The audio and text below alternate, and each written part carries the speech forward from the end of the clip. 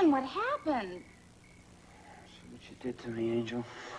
You just gave me Social distancing variety hour. Open the door, Scott. I'm Adam.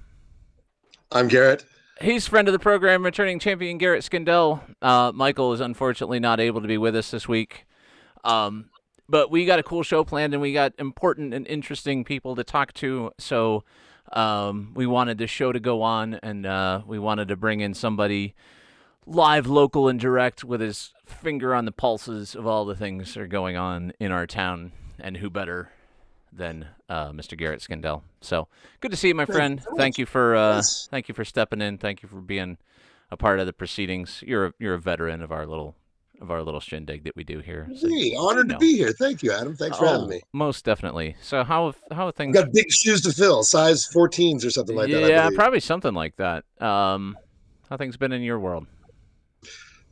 So far today was a beautiful day. The weather was lovely. There was no, rain or sleet. It wasn't cold. It was a beautiful sunny day. Yeah. Had a lot of yard work done, stuff around the house, domesticated, watery domestic stuff. But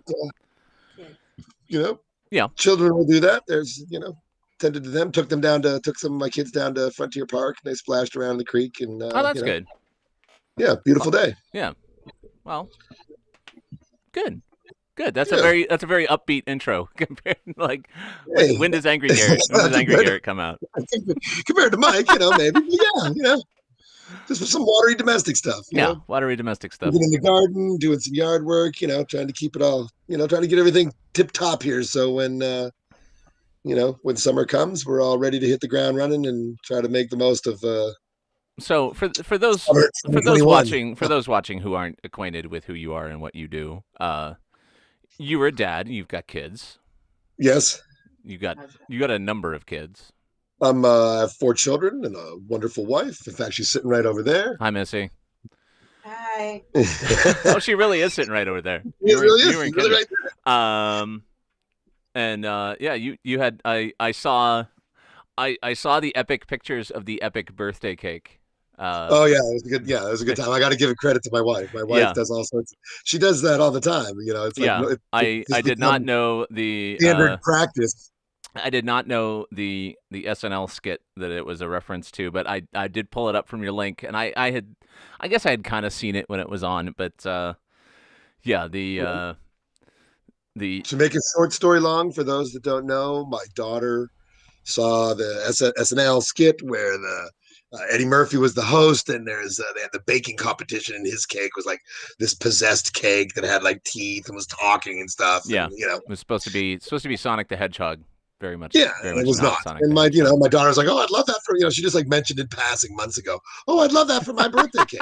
My wife, being the wonderful wife and mother that she is, made a mental note. Was like, click click, and months later, concocted and recreated and actually really nailed it. Oh, she really did. I mean, no pun intended, because we watched that. It was an absolute replica of the skit. So is it easier or harder to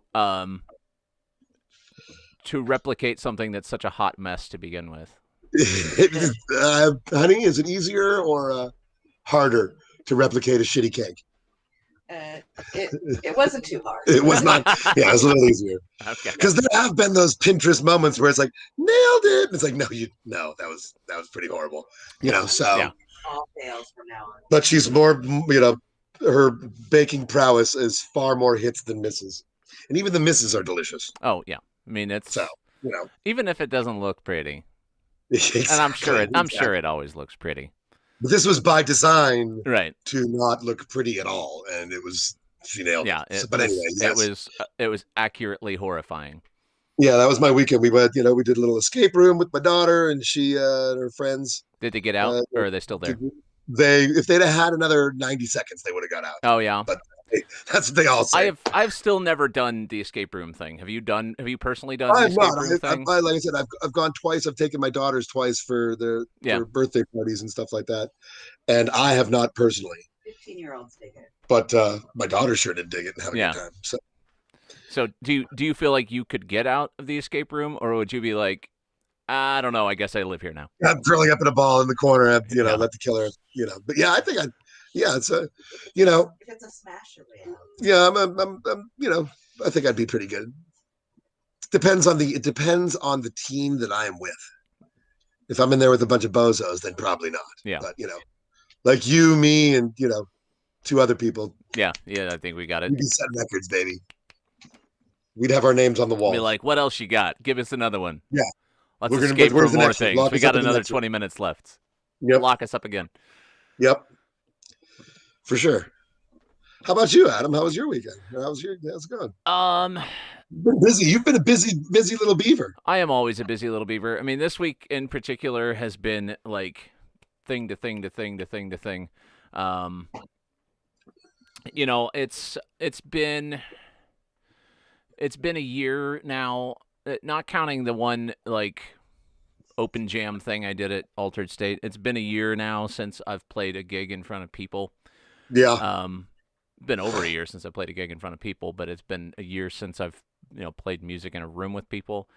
Yeah. And it's finally starting to gear back up to where that's going to be a thing that's going to be happening again. Like Chafee's. I think the last you and I talked on the show, at least we've run into each other in Aldi and shit since then. But the last you and I talked on the show was right after the gathering at Chafee's last year, which neither of us participated in last year. Mm-hmm. But I am going to be back there this year. LEC got invited back this year, and like we all kind of felt like the world has improved enough that that's a thing we can feel comfortable with doing this year. So that's going to be our first gig in over a year, because we did one streaming thing. Basement Transmissions was doing weekly or monthly or whatever streaming things for a little while right after shutdown, and then that kind of ran its course, I guess. But that's the last we've played music in a room together was I haven't this time last year to do a streaming thing for Basement Transmissions. So it's time to like start reactivating that machine and knock the rust off, and hopefully like, I mean, I haven't said this to the rest of them yet, so surprise, but it would be real nice if we could like write a new piece of music or two, so we're not like, hey, remember 2 years ago when we did this? Here's all the same music that we played 2 years ago. In fact, the exact same set we played 2 years ago. We've been practicing it for a couple months now. So it would be cool to not do that and have something new or different to say. And I don't know what's going to come of that yet, but it will be fun to play, and it will be good to be back there, because it's an important, special place for us and all of that good stuff. Exactly, indeed it is. I'm looking forward to this year as well. It's going to be hopefully, like I said, it's somewhat back to normal. People, sane and normal people will go out and get their vaccinations and do the things they need to do to make sure that we can get back to. Now, are you fully microchipped? Oh yes, completely. Yeah. I got mine. As a teacher, I got mine back in the first batch. Right. And it went well. I had no real side effects. My wife, on the other hand, had tons of side effects. Yeah, did she get her ass kicked? I don't mean tons of side effects, but I just mean, she had, we went down the list and we're like, yes. Yep. Got one. Yep. Okay. One well, she was kind of laid up and out of commission for, about a day and a half. Yeah. So. It was like, now we're both better part of a day for me. I got it for the second one. The first one, I was like, I'm going to take a nap. And then I kind of felt better. But the second one, we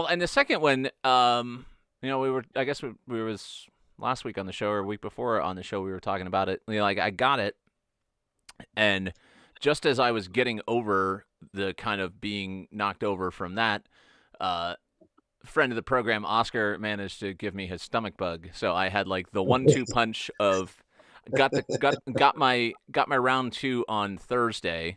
Felt like shit for most of Friday into Saturday. So then woke up Sunday morning with his stomach bug. I guess it was, so, 2 weeks ago we didn't do a show because I was not suitable to be upright or pushing buttons at that point. Manning the helm was not an option at the time. I've been blessed. This helm don't man itself, baby. Exactly. The ship don't sail itself without, Captain Adam there. But, I gotta say I was blessed. I had no real side effects. I was kind of worried. I'm a teacher and a soccer coach, and like soccer season was starting, and I was like, oh my gosh, if I'm knocked out, if I get my vaccination and I'm Yeah. out of commission for a day or two, that's like the start of the soccer season, and having our first practices with the new team that hasn't played in a year and a half. Now, what was what does soccer season look like this year? Like, what's the protocols? Is it like everybody's fine, back to normal, go ahead and spit on each other, or? No, it's pretty. There's pretty tight protocols. We have to have all the players have to be masked up, and while you're playing, a lot of times you got kids, their masks will come down around their chin and stuff like that. So it's kind of a pain in the ass when you're trying to coach to also remember, oh yeah, by the way, I'm also the COVID protocol, Oh, right. person, you know what I mean? Like, but it's just it's just something you have to get used to, reminding them and reminding yourself. There'll be times where I'll be like, come on, yelling some instruction, and all of a sudden, my big nose pokes out the top, and I'm like, oh. But it's like anything. There was games canceled, and schedules had to be changed and stuff like that. So it's been this year's been, there's been more of that than anything else. But that was kind of to be expected as we came into it. We're trying to make sure that things aren't getting shut down and games aren't being canceled. You can't do that if you're not following the protocols. Now, are you guys like reducing travel from what you would normally do? Like, I mean, you're coaching. You're coaching. Yeah, I got middle school kids, so there's right? there's some, like we travel to Fort LaBeouf, we travel to Girard, but there's no, we're not going to Pittsburgh or anything. Yeah, like you're that. not going to Grove City or whatever.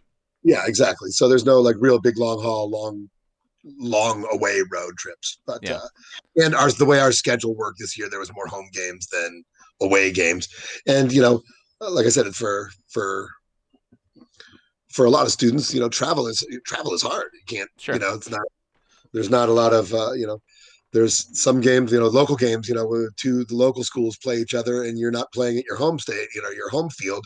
You got to get across town. So I got students riding their bikes across town to get to St. Vincent's Field and play, and that's a long day. That is. You ride your bike for an hour and a half to get to your game. You play your game, and you ride your bike. That's a 7-hour day right there just to play your game. So we got some dedicated kids, and they're a fun group. It's a good group, a little smaller than usual. I'm used to like having a team of like 22, 25 kids, and this year we got about 15. So do you like feel I said, like a lot of that is, where do you feel like that's coming from? Do you think there's some there's some a fear and certain some degree apprehension still going on as far as like wanting to be involved in extracurriculars? And I think more there's just a separation in the sense that there's most of the students have been virtual all year, so all year you'd get to be they'd see you in the hall every day and be like, hey, Mr. S, and I'd be like, hey, soccer season's coming up. There'd be intramurals and stuff like that going on, so the kids would be involved. This year it's like all virtual, and if you're not like checking the little banner every day, which most kids are like, whatever, I got log into my class and I do my stuff and I get my grade, and that's and then I'm gonna go play Minecraft. Yeah, exactly. So there's a lot of stuff that the connections are not as strong as they are during a normal session of school where you're in the building with the kids and they get to see you every day, and vice versa. Right. A lot of times there'll be kids who otherwise wouldn't have played that I like, talk into playing because they're in my class. I'm like, hey, you know what? You should go out. It's your 8th grade year. It's not like, for like, there's some kids that like, I'm not going to play in high school. I'm like, well, then go out this year. You should definitely go out this year. It's your 8th grade year. So, well, a lot of particularly, like students, with the city being the city now, it used to be, the city was trying to field 3 high school teams of everything. Yeah, exactly. And now you're down to like, because your kids are for the most part going to be going to Erie High School, which is getting, from the athletic side, is getting a lot better results than the schools that were the predecessor schools that were having a hard time scraping together a team for certain things. Yeah, I mean, in the past you had like East and Strong Vincent, having 18 kids on their football team. Right. You know what I mean? Yeah, and so everybody now, having an Iron Man everything all the time, and like exactly 6 kids in the marching band, and So on the one hand, it's the product, the end result that they're putting on the field is better, but it makes it more competitive. Whereas before, it's like you want to play? Okay, you can play. Yeah. Whereas now you're probably in the position where there are more people interested and more people going out for things than you've got roster spots for, and it's not it's not trying to scrape together enough kids. So it's I guess that kind of cuts both ways.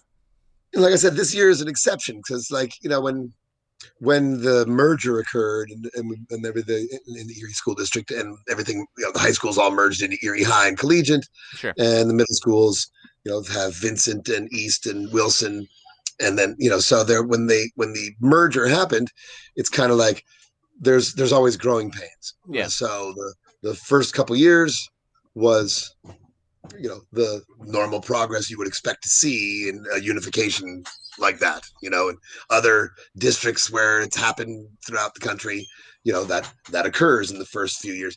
And then, by the third and fourth year, when you have that freshman class that has finally gone from freshman through senior, then it's like kind of normal and the district grows in whatever manner in which it grows. Right. Erie's kind of on that same trajectory, and then COVID hit, and so now it's like, all right, we pump the brakes on everything. Sets you back a year or two, kind of. And it's kind of like, all right, so we'll just keep plugging away and chugging away and working toward. You're kind of trying to build that identity and build that school spirit of a school that literally didn't exist a couple of years ago. Yeah. So that's got to be interesting. Of these were kids who, the year before, whatever that marker year was, were rivals and went to the across-town schools, and now they're all thrown in together and trying to build some identity where they're now all on the same side. And like I said, the COVID kind of put the brakes on that, so I'm kind of looking forward to getting beyond that and then continuing to build on what was being built prior to nationwide shutdown. Yeah. But this has been a strange year, my friend. It's been a strange year. And the strangeness will only continue. Good Lord willing, and the creek don't rise.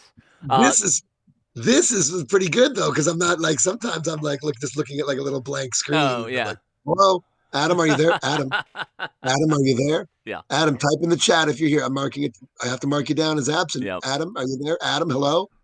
So this is kind of nice, man. Yeah. This is kind of nice. But we got a show tonight. In addition to, what you drinking, by the way? Tonight I'm drinking New Belgium Fat Tire. I wanted to lay off the Altered States. With my promotion to pinch hitting substitute teacher co-host. I didn't want to be hitting the Altered States too hard. Last time I was on as a guest, when you're a guest, you could do things that you can't do when you're a host. And, I do. I'm the host, and I do whatever the fuck I want. But that's true. And I'm filling in for Mike. So who the hell? I'm going to be filling shoes. You're still on probation, so you got to be behaving yourself. I'm back to bourbon tonight. I'm drinking Old Tub, nice. which is a good bargain option if you're conscious of that sort of thing. Economy brand, I believe, is referred to the economy brand. But it's nice, and it's kind of become the house bourbon that I've usually got on the shelf here. But we've got a program tonight. We've got we're talking all things about the county. We got Carl Anderson, who's running for county executive, is going to be with us, and I'm not sure who's trying to get in the room, but it might be him, might be one of our other guests. We got Lydia Laythe, who is running for county council, running for the county council seat out in Edinburgh and the surrounding areas. And we got Mr. Kevin Pastewka, who is running for county council also. County council over on the east side and Wesleyville and Lawrence Park kind of part of town. Hi, Violet. Glad you're with us. Yeah, ain't nothing wrong with Old Tub. Get you where you're going. So we are going to talk about county government and, the election that's coming up, primary election in Erie and all the rest of Pennsylvania is coming up on May. What is that Tuesday? Is it the 18th? I think it's 18th. May 18th, I believe, is primary day. So yeah, we've been spending time on that the last couple of weeks. We're going to continue to be spending time on that the next couple of weeks. But tonight we're talking about the county. So we're going to be talking to Carl Anderson for County Executive. We're going to be talking to Lydia Laythe for County Council. And Kevin Pastewka for County Council. So let's get into a piece of music, which I do not have ready, but I will by the time I finish talking about it. And then we'll get our friends in here. DJ, drop the record. This is a piece of music and a piece of video by a new project called Heaven Drugs. This is called Cranberry Canyon. Social Distancing Variety Hour. Erie.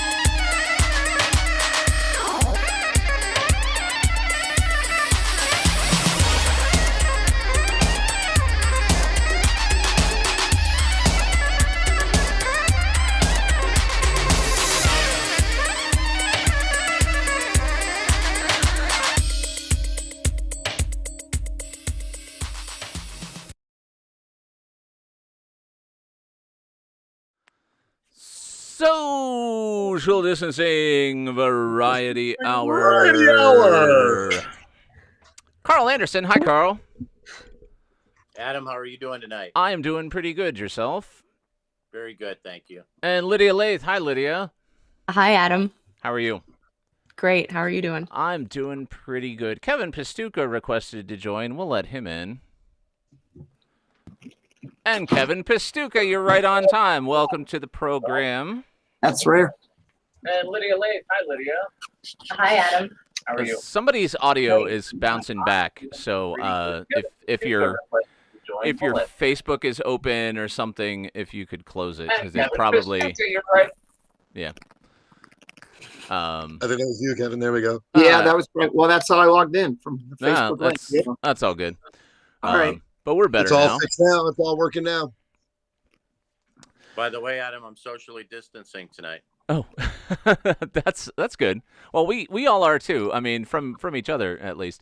So why don't we just just to start, why don't we go around and y'all can maybe introduce yourselves and tell the people who aren't acquainted who you are and a little bit about yourselves, what you're running for, and why it is we're talking to you tonight.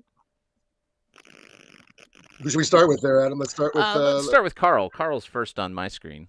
Yep. Thanks, guys. Carl Anderson, a representative of District 4 Erie County Council, this year chairman of Erie County Council, and candidate for Erie County Executive. So District 4, which district is that? District 4 is the largest city-county district. It's made up of the southeast portion of the city of Erie and the Bell Valley area of Mill Creek. Okay. Now, Kevin, is that the one that you're running for? That is the one. Yep. Okay, so there's also a little sliver of Wesleyville in there too. Yeah, I thought it extended into Wesleyville a little bit. So that's interesting. We got the current occupant of the seat and one of the folks running for the seat. So that's a good segue into you, I guess, Kevin. So tell the folks a little bit about you and who you are and what you do and what you're trying to do. Sure. Yeah. Well, currently I'm the treasurer of the Erie County Democratic Party, and we did a lot of work in the county this past fall. And so when Carl decided to run for county executive and opened up this spot, I thought I've been in the mix. I'm focused, and it's a good time for me to step up and be a fresh face for the county. There's a lot of interest in that seat this year, compared to some of the other county council seats, because there's 3 or 4 of you on the Democratic side who are running in that district. I know we had Angela McNair on the program a few weeks ago. She's been on with us a couple of times. Yes. And then there's Julia Calippo, who I've spoken to a little bit, who I know is running in that district as well. Right. It's a crowded district. Yeah. It's obviously it's a large district, and there's a lot of demographic differences, I guess, between one part of that district and another part of that district. And it seems like you got some, among the group of you who are running, there's a lot of difference in kind of what your background is, and what part of that district you kind of seem to be coming from. I haven't figured out the question part of that yet, but that's a thing we should talk about. I'm sick, right? So Kevin, what are you drinking? What are you drinking part of the program? Yeah. Well, was clearing out the fridge tonight, so I have a Fatheads Pimp My Sleigh dark beer. Okay. This like is clearing out the rest in the of the back of the Christmas fridge season. from Christmas. Okay. So I thought that. I'm pretty sure I've had that one. I'll check my records here in a minute. Carl, we neglected you there. What are you drinking tonight? I'm actually drinking a water. Okay. All right. Tap or Hydrate. bottled or Keep yourself hydrated. sparkling, or what's your? Just kind of a tap. Okay. Tap water. Okay. That's all right. Do you do a filter thing or plain vanilla tonight? Okay. So Lydia, I'm sorry, we got off on a tangent there, and we didn't make it around the circle to you. So you're up. Lydia, what are you drinking tonight? I am drinking a Monster energy drink because I'm young, but 80 years old at heart. And so when I was like looking at the clock and it was 9:30, and I was like, this isn't gonna make it. So the evening started with like a Southern Tier cider, and then it's ending now with a Monster energy drink. So see, I went the other way around. I had my Red Bull at about 6, just to like get the second wind a little bit, and sure. And now it's whiskey time. There you go. Yeah. So, I don't know if you want me to introduce myself. Yes, please. So tell us a little bit about yourself. Which district are you representing? Sure. So I'm running for District 6 of Erie County. That's like a majority of southeastern Erie County. But in my day job, I work at the U.S. Committee for Refugees and Immigrants. I'm the Trauma and Addiction Program Coordinator. I've been a trauma therapist and social worker in my career thus far. And I currently serve on Washington Township Council. I also co-host a podcast with my lovely friends Devonna and Marty called Our Erie. Hi, Devonna. Hi, Marty. Yeah, I've heard Our Erie. I've heard your podcast a couple times. It's very good. Very good. Yeah, we've been trying to coordinate some kind of crossover, social distancing variety hour, Our Erie action, and that hasn't quite come to fruition yet. Because I know it's on our radar. Mostly because we're all busy people, and they to their credit are the kind of people who like want to know what we're going to talk about before we do it. And we're the kind of show that's like, I don't know, come on and we'll drink a bunch of whiskey and see what comes out. And so, it's two different We're all friends approaches. here. It's two different approaches to putting on a show, and our two different approaches. It's been a challenge to coordinate our approach with your approach, but we will get there, and we will have a show, and we will have a good time. And Marty's been on the show. We had Marty on the show sometime last summer to talk about Erie County United, and this was like kind of in the very early days of the lead up to the big election last year, and when all the Black Lives Matter protests were going on, and we had some good interesting conversations with Marty. So now we will have had 2/3 of you on the show. Yeah, we just got to get Devana. We just got to get Devana on the show, and then you'll all know we're cool, and then we can just do the thing, and it'll be no big deal. There you go. So where do we want to start, Adam? We want to start at the top at the county executive, or do we want to start at the council seats and go from there? Yeah, let's start with county executive. You got any thoughts, feelings, questions about the world of the county executive, Mr. Skindell? I know you've been doing your homework. Well, good evening, Mr. Anderson. Nice to see you, Garrett Skindell. So you're running for county executive, okay? And my question, I guess, would be what are your proudest moments on council? What are your accomplishments on council that you've had in these past, I believe, 4 years, right, that you've had on council that qualify you to take over the executive position? Well, thanks. I guess we've had many proud moments on council. When I say that, I'm just talking like your proudest moments, not necessarily council's in sense, but yours.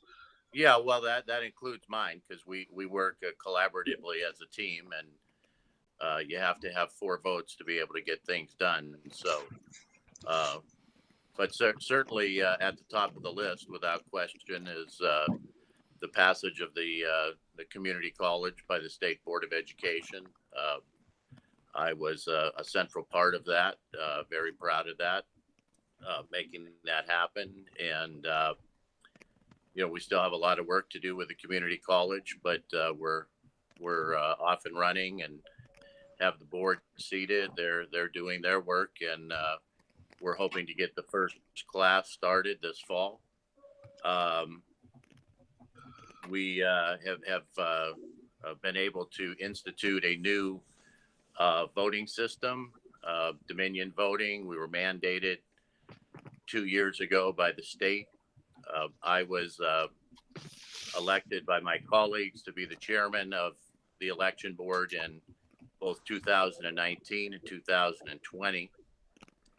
I put forward a resolution on the election board, which made Erie County the first county in the state to institute ballot drop boxes.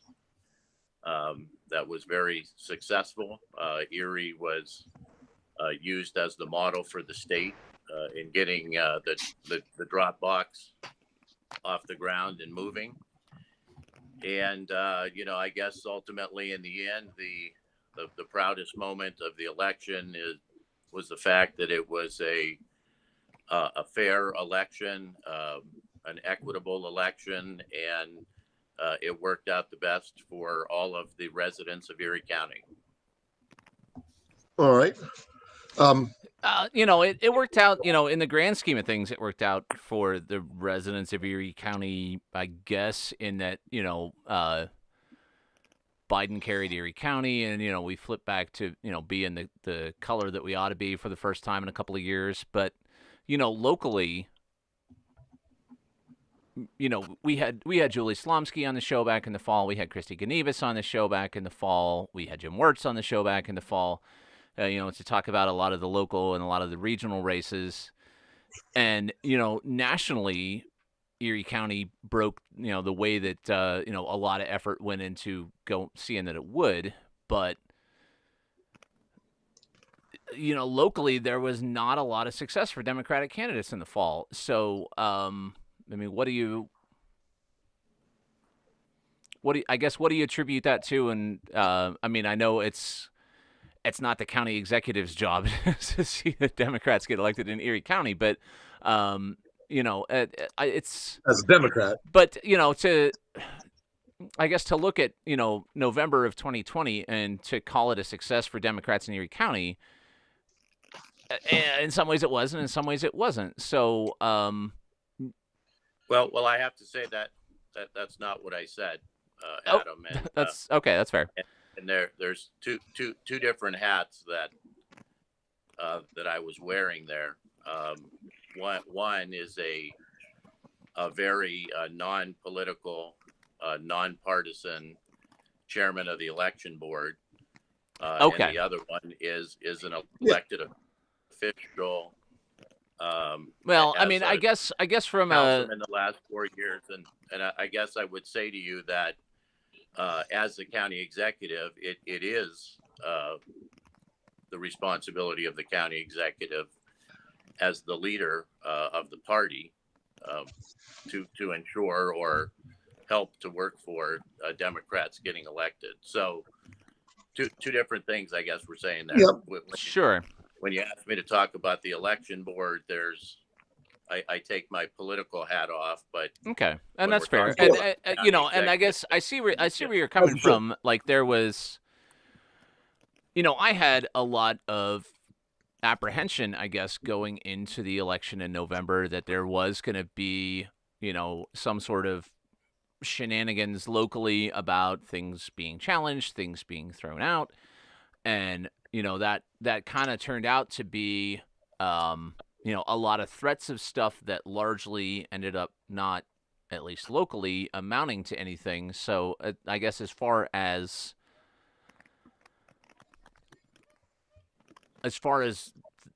that ballots that were cast locally seem to have largely been all counted, I guess we can call that a win for the local board of elections. So and that was honestly kind of a pleasant surprise. Like I was, and a pleasant surprise, not even just locally, but a pleasant surprise kind of around the state and around the country that there was. I mean, there were the challenges, but most of the challenges. They weren't legit. Let's just be. They weren't legit. They weren't legit, and they weren't. The challenges were nonsense, and they weren't taken seriously, and they were largely just kind of laughed out of court. And even the couple that were heard was like, "We want you to stop the count," and like, "Well, we finished it 36 hours ago, but okay, we'll stop now." But yes, kudos to the well done on the election of 2020 and making sure that everything was legit and above board, and well done. Yeah, I guess that's what I mean by the success of the election board. Sure, exactly. Yeah. I asked what were your accomplishments, and I believe that the clean and fair election that we had in 2020 was a very, very large accomplishment on the yeah, I can agree with that. On the part of the county's administering of the elections. Well done. Yeah, there was certainly a lot of pressures by a number of people that attempted to manipulate or maneuver situations one way or another, and I think we resisted that. Well, I know we resisted that, and we're able to move forward. But one of the things that occurred, I should mention to you guys that maybe very, very few people know about or realize. I put forward a resolution. It's the only resolution that's ever been put forward in the state to limit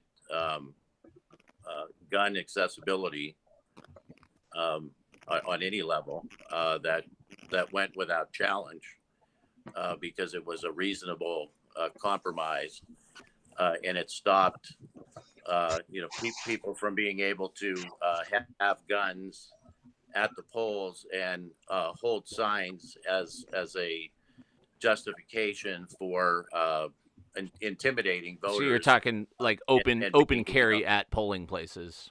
Yes, right. But being 10 feet from the polls, and we were able to pass a resolution that moved them back 100 feet, which is by the way, where military and law enforcement people in uniform have to be. Okay. Well, I mean, you can still shoot 100 feet, to be fair. Well, that's true, but Yeah. you can't. Thank goodness bullets don't go 100 more than 100 feet. Yeah, but yes, right. Well, certainly they're going to use their bullets, and that's going to travel more than 100 feet. But right. The idea is that they keep use people their from weapons intimidating to try and intimidate and showing people. up at the polls, packing. You know, the very, you know, I do appreciate that. I thought that was a bit the fact that there were going to be people showing up at the polls, packing to intimidate voters in the first place is someone gives one pause. So thank you for pushing that forward and putting that through, or escorting that through, I guess we should say. But So I got to ask you, Carl. I got to ask you, whose idea was it to Photoshop you into pictures on your mailers? Well, that was my idea, and it was the idea of my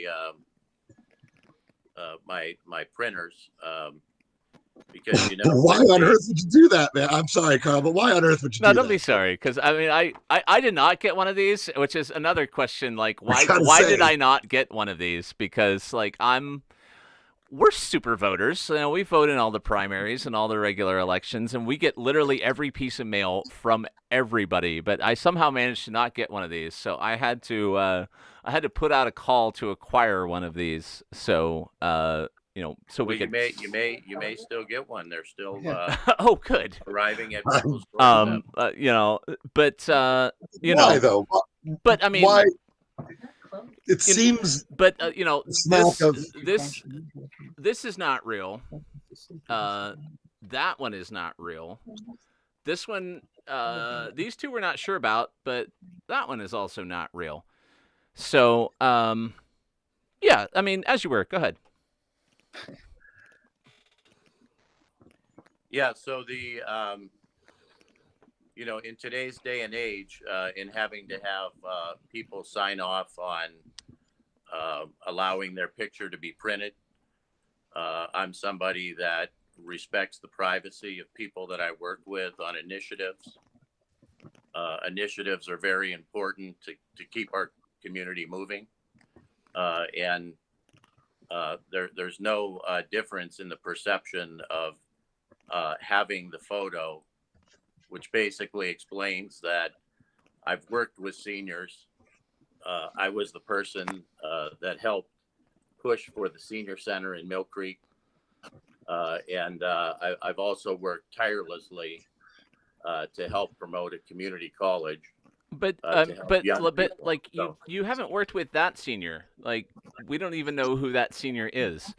I mean, you know, there's stock photos, Carl. I mean, at some point, I work for all seniors. I work on behalf of all seniors. I mean, at some point, it's got to be almost easier to just like actually go to a place and have your picture taken with somebody who you're meeting, rather than go to all the work. And I mean, I know. What would be the difference in that perception? That it would be real. There would be real constituents. Just because you guys wouldn't say that it was photoshopped. No, but there would be real constituents. You said earlier that you were like concerned about privacy. I'm not sure if you're having photos of you engaged with constituents, then I would think that they should be real constituents. It's a difference between worried about their privacy. It's a difference between. The issue isn't me engaging with the constituents. I'm the political candidate. I'm the person willing to be out there and to take the criticism. Other people do not want that in their life. They want their privacy. But you're not out there. You're pretending to be out there. You're in front of a green screen. Well, no, actually, I'm not in front of a green screen at all. Okay. Well, I mean, but be that as it may. Anybody that knows anything about me. And if you did your homework, you would know that I'm the person that's been out there advocating for the Joy Senior Center. So why not take a picture of that there? I'm the person that's been out there advocating for a community college. And those things are real. And I understand that, like, I'm not trying to suggest that you're not doing work, but when you're putting out campaign literature that literally 3/4 of this is pictures of you pretending to be out there doing the work. Like, I understand you've been out there doing the work, but like, and they're all you in the same jacket and the same mask, pretending to be talking to people who don't exist. I mean, they exist, but like people you have never met, people who are not in our town. Like, it's hard to. It's hard. Well, as the only candidate in the race that's talked about any issues that are important to county government, that has a plan for anything that has to do with county government, it's really kind of trivial to be talking about a picture that is. Yes. So why do it? Is what Photoshop. Exactly. So why do it though, Carl? You're like, this is so trivial, but because it's only trivial because that's what media and print media people do all the time. I don't know of any. Okay, I just don't know. I don't know of any other candidates that are photoshopping themselves into constituent photos. That I should just get a group of people together and fake a photo, as long as I'm faking a photo with real constituents instead of people that I know. That would probably be a lot better than photoshopping yourself into stock photos. Yeah. Of non-constituents. You do understand how it smacks of phoniness and fakeness, correct? I mean, well, I'm the one that took responsibility for it. Okay. Well, and I appreciate that you're doing that. Listen, the buck stops with me on anything that happens in my campaign. Okay. I haven't denied it. There's no. Okay. There's no issue with it. So what is the point? Well, the point is that the photos on your mailers aren't real. That's kind of the point.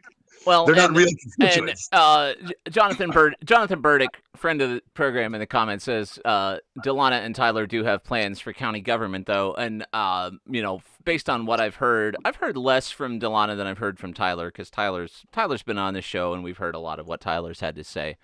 But I would tend to agree that there are definitely other people in this race who have plans. Like, they're not out there with no plans. Like, I don't know about Rita, to be fair. And I reached out to Tyler's been on the show before, so I'm kind of treating Tyler as red at this point. But did reach out to Rita, and when you message Rita's Facebook page, the Facebook page for her campaign, you get an automated response back. Let me find it, just because it's very fun. Oh shit, that's not it. It says, "Hi, thanks for contacting us. We've received your message and appreciate you reaching out."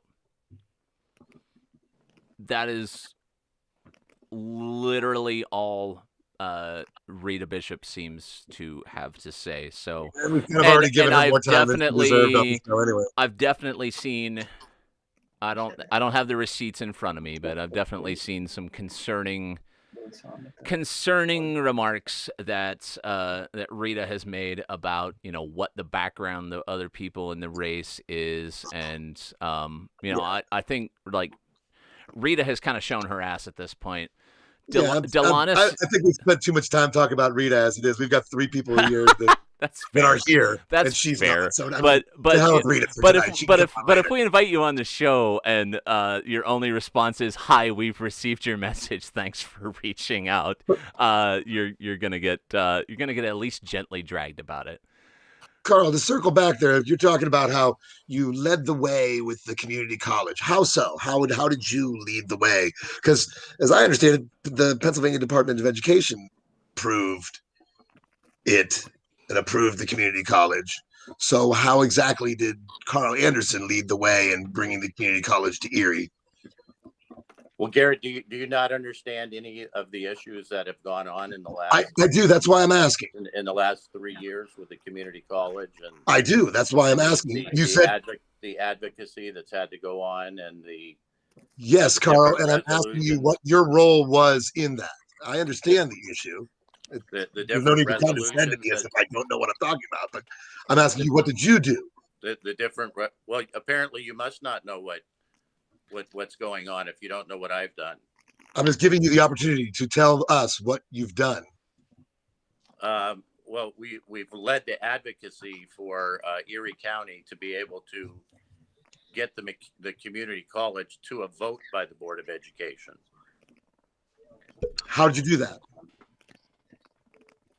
We've had an advocacy program for the last 3 years, working in unity with a variety of groups throughout Erie County that have come together for this particular issue to move it forward in a single direction and make sure that our voice was heard in clarity. So that group made up of many people. You were on the board of it?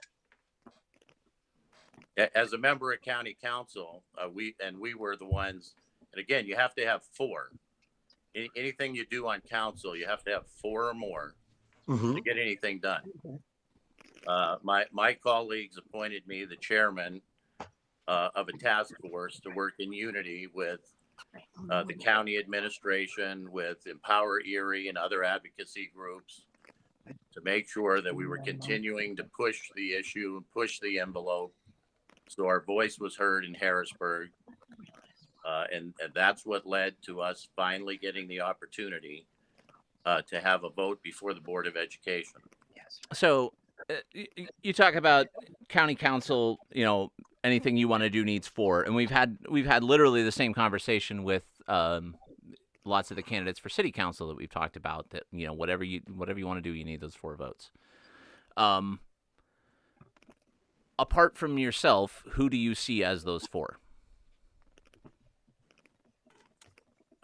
Well, that has changed over time, because when much of this was going on leading to the Board of Education, it was former members of council. Okay. Which were Emma one is still a member of council. That's Andre Horton. Sure. But Kathy Pastewka and Fiore Leone were the other 2 members of council that stuck by the community college issue, as well as Scott Rastetter. Scott Rastetter is still on council, but the dynamics of council have changed because Fiore Leone and Kathy Pastewka are no longer there. Well, and Fiore's been gone for a number of years. He's been gone for one and a half years. Oh, okay. Yeah. One and a quarter years. I beg your pardon. I was thinking of someone else. So Kim Clear has really stepped forward as an advocate for the community college and a voice for the community college issues, replacing Kathy Pastewka. So those, okay. So those are the coalition. So with that would be the coalition that has come together to push move those issues forward. Andre obviously is running unopposed. Honestly, hi Andre, we love you, Andre. I live in Andre's district. And I got no beef with Andre, but a guy running unopposed was not really somebody that we needed to spend a lot of time talking to on the show. But Andre's certainly been a strong. I mean, without Andre, the community college issue wouldn't have been brought forward at being sponsored by county government or county council. He did that before my term started. Sure. And was able to get that initiative moving forward. Well, and Andre's been a great advocate on a lot of fronts, and Andre, it was a little dismaying that Andre's primary run for state senate ended the way it did to me personally last year. I mean, Julie came on the show. We had a good conversation with Julie, but it was that was she was not my choice in the primary, and I feel like, you know, it was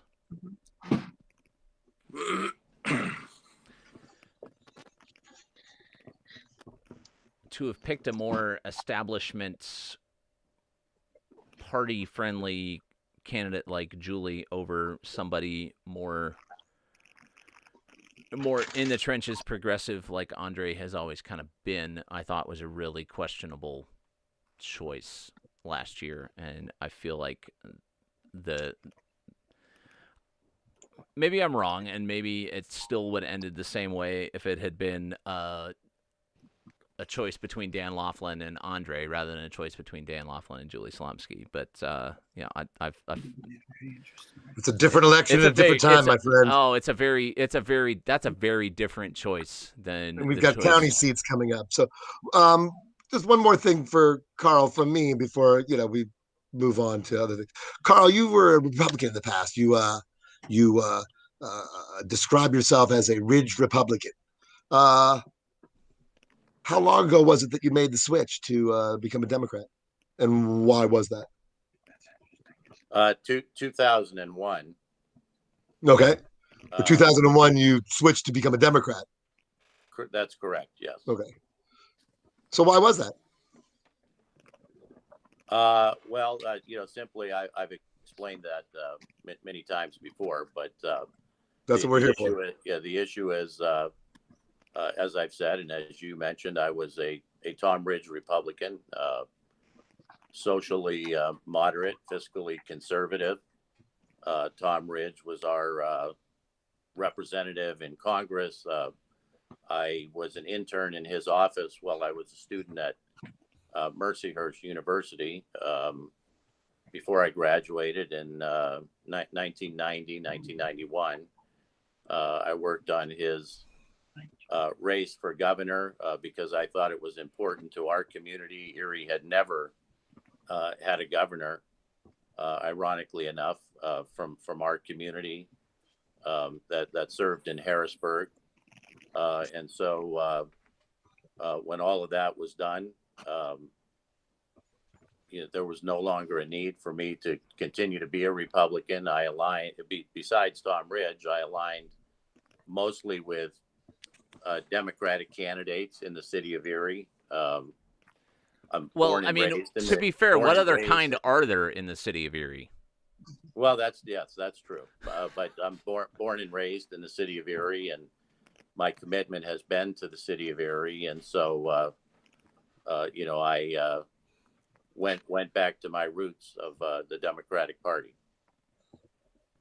Went back. Do you mean you were a Democrat earlier? No. I mean my traditional roots from my family. My parents and other siblings were Democratic. As I said, I was a Republican, supporting Tom Ridge, and then, you know, went back to my Democratic roots, traditionally where my family has been. So would you describe yourself as a conservative or a liberal? I would consider myself as a more fiscally conservative, socially moderate. So I would consider myself conservative as a centrist. So what is socially not a conservative at all. What is socially moderate? What is socially moderate? Don't try and mischaracterize me. You said socially conservative, fiscally conservative, socially moderate. That's correct. So you got a center and a right. So you're on the center right. Two. What is socially moderate? What does socially moderate mean to you? I see myself as more center left. That's why I'm a Democrat. Okay. You talk about being socially moderate. Tell me more about what socially moderate means to you. Sure. You believe in the working class people. You believe that they deserve a voice, to have a hand up, to be able to raise their family with a living wage, Okay. To be able to understand that people in our community need help when they're in trouble, when they get into drug or alcohol issues, or if they have issues that have given them a criminal background, they deserve a second chance.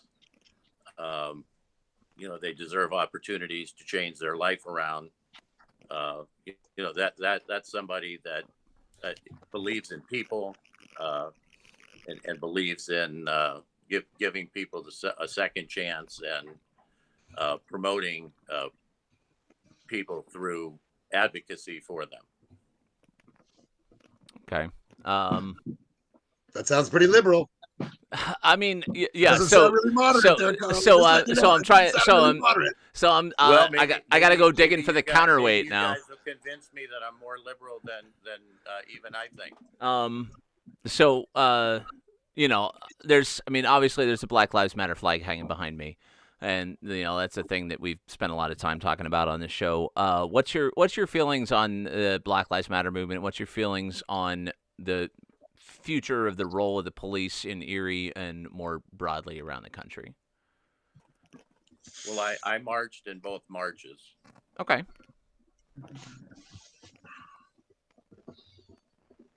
And? I mean, cool. Yes, go on. Excellent. Yes, and?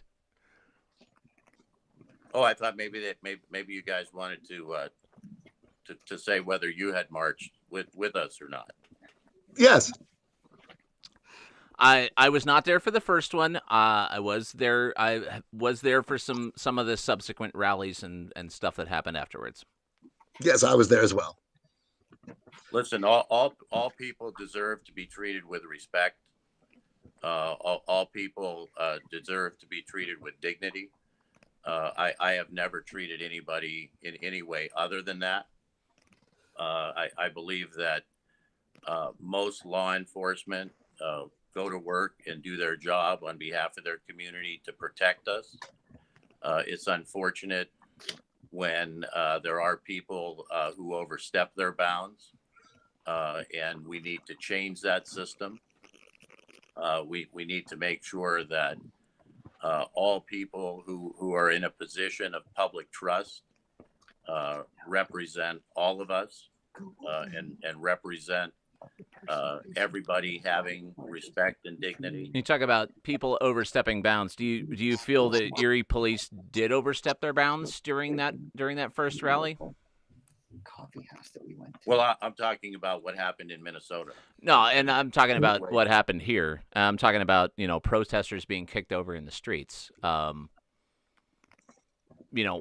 do you think of I know we're talking county government, and I know that's a city government issue, and we're gonna have mayor night next week. But as far as city police response. Yeah, it was obviously a very unfortunate situation. The look, the perception of it. It ain't good. Was not a good look at all for our community. We need to work on things and ensure that doesn't happen again. So in council, I'm sorry, Adam, I just wanted to jump in here real quick. No, I think we're jumping in the same way, but go ahead, you go. So in council, there was the resolution to have racism categorized as a health problem in the county, and you voted. How did you vote on that resolution? I believe you voted in favor of it, correct? I did vote in favor of it, yes. So then why afterwards did you vote no to appoint a diversity and equity officer, someone who would be able to recommend and enact tangible policies that would affect such matters as they pertain to racism and inequities between Black lives and LGBT lives, et cetera, et cetera, et cetera? Why did we vote no for a diversity and equity officer? Yeah, I voted no because the county executive never brought such plan forward.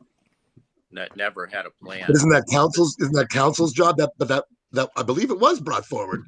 No, that's not council's job. That's the administration's job. She brought forth the ordinance. She creates the positions.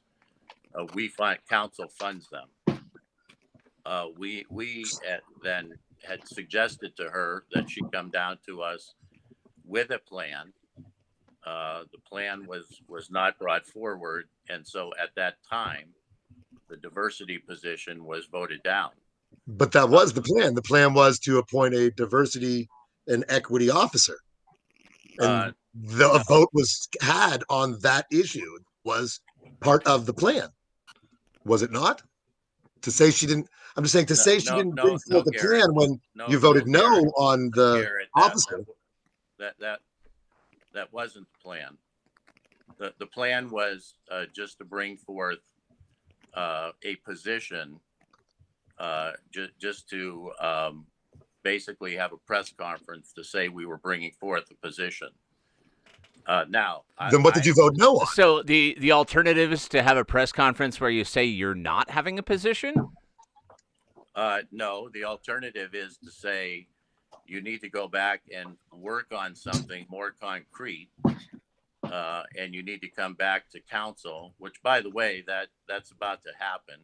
Okay. Number one, and number two, I've already put forth a plan to create not just a position. I don't think we need a position. We don't need a token position. Okay. And I've talked to many members of the Black community, and they don't want a token position. Token's a dirty word, so yeah, nobody wants a token anything. They don't want the appearance that somebody is doing something when they're really not. And actually, I agree with them. I'm more sincere than that. But I would agree. The appearance of somebody doing something when they're really not is not a good look. That is really not a good look. But yes, right. Similar to photoshopping, right? Indeed. Exactly. Thanks for picking up on that. Yes. No, I guess the point is you're saying that the person who would be appointed, the person who would be appointed wouldn't be doing anything. Insinuations.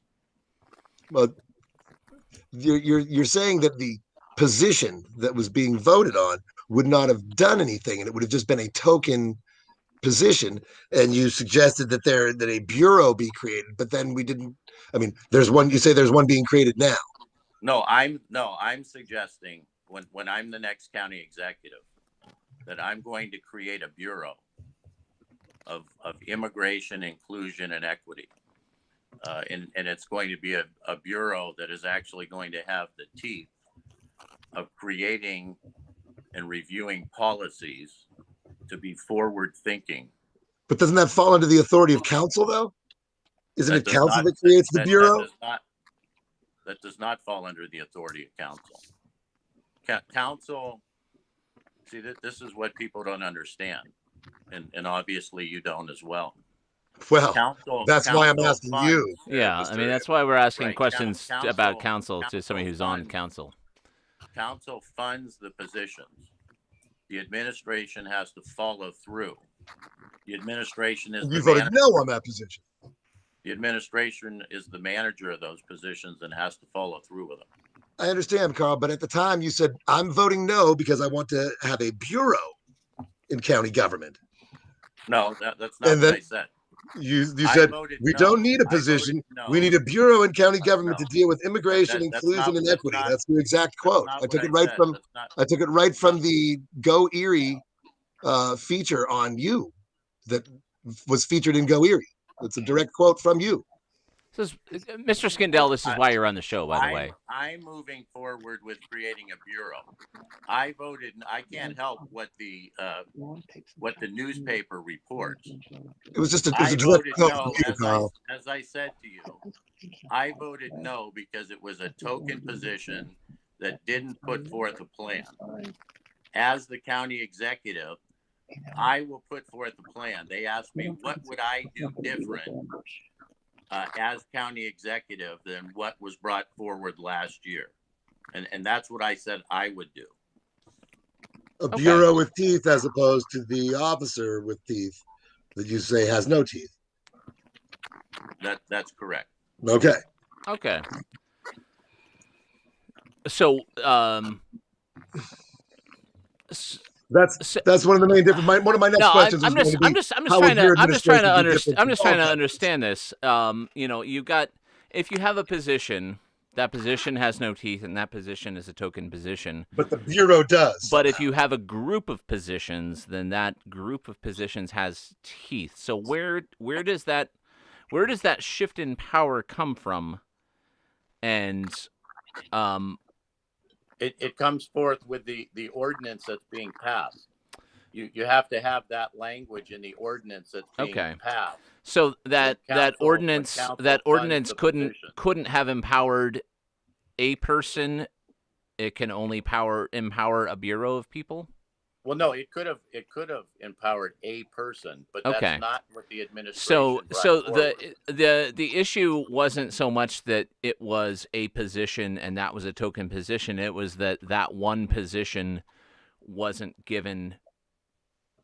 It wasn't given what they needed to be able to make the difference that position needed to make. Yeah, correct. Yeah, it was brought forward as a token position. So what are the powers that that this bureau is going to have that the position as it was introduced was not going to have? It would have policy making and recommending. To bring policies into the 21st century. Policies, like, I mean, as a county, what does policy mean? Like, what kind of? I mean, what? You know, I live in the city. Government is a vast. Right. You know, I mean, I live in the city. We've got our own, you know, city code, city ordinances. Garrett lives in Mill Creek. They've got their own township supervisors, township ordinances. Like, as a county, like, what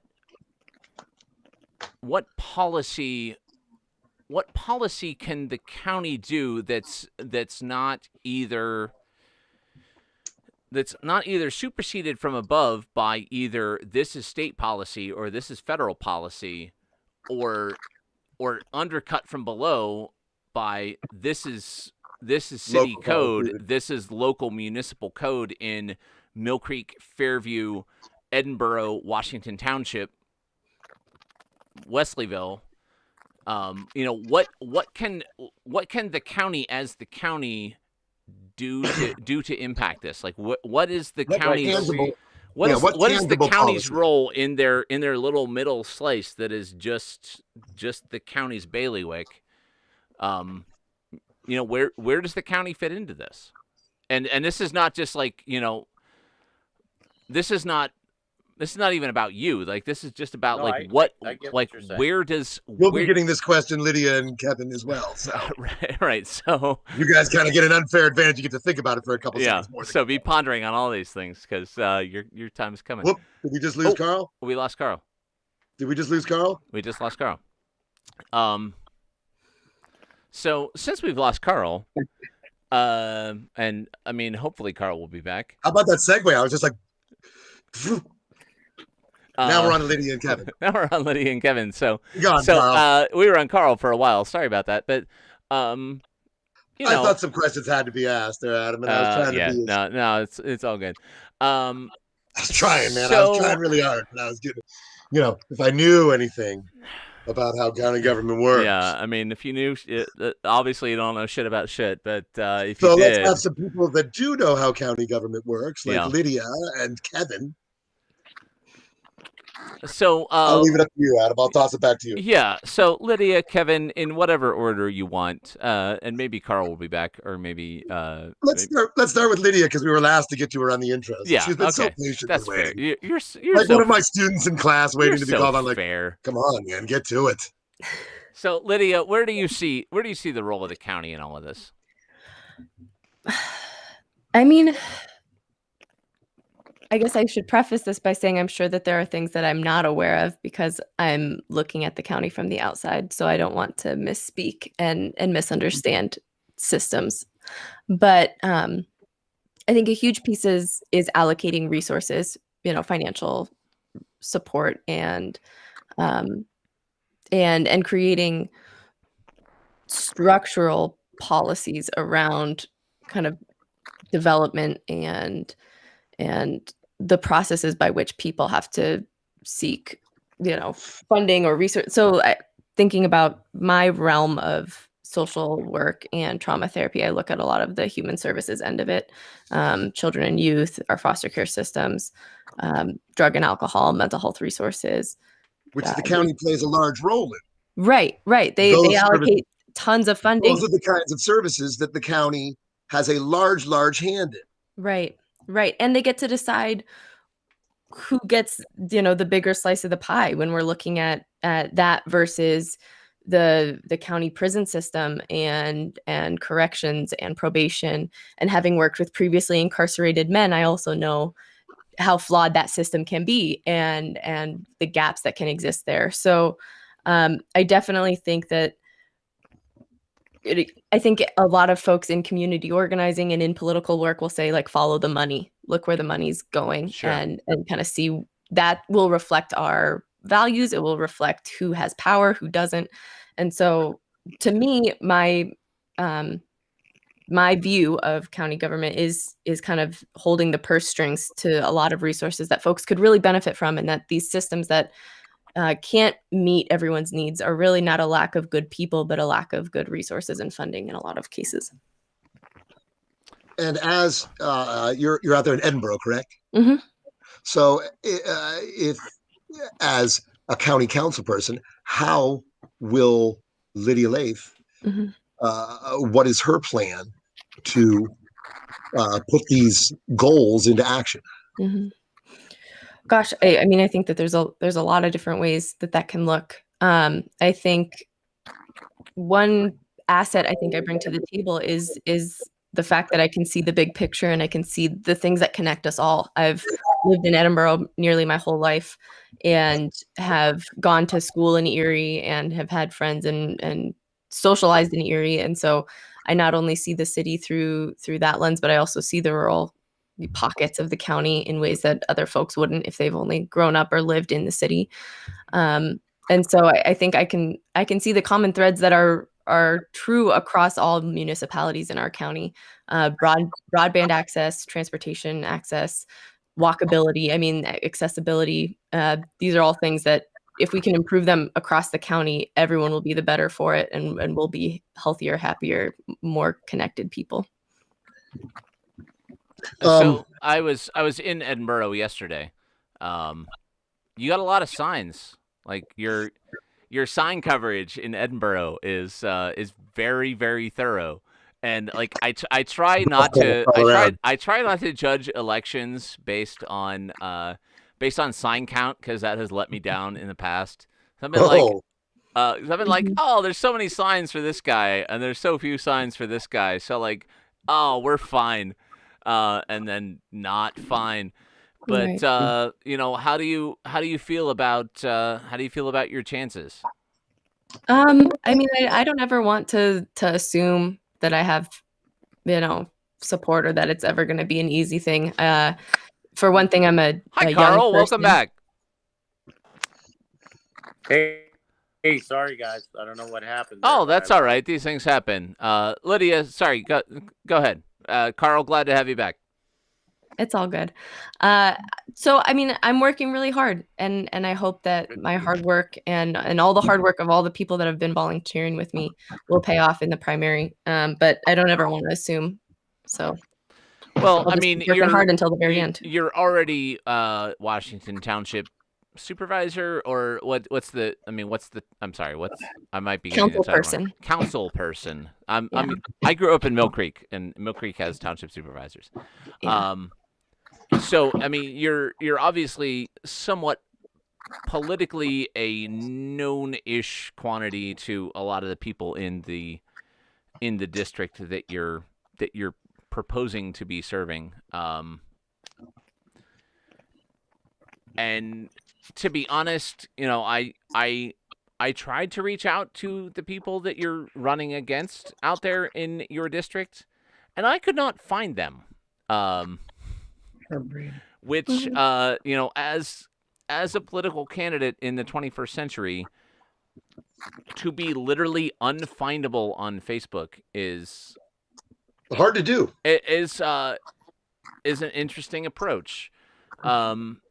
So, you know, I don't want to make assumptions either, but you know, you definitely, like, you have a social media presence on lots of different platforms. You know, you're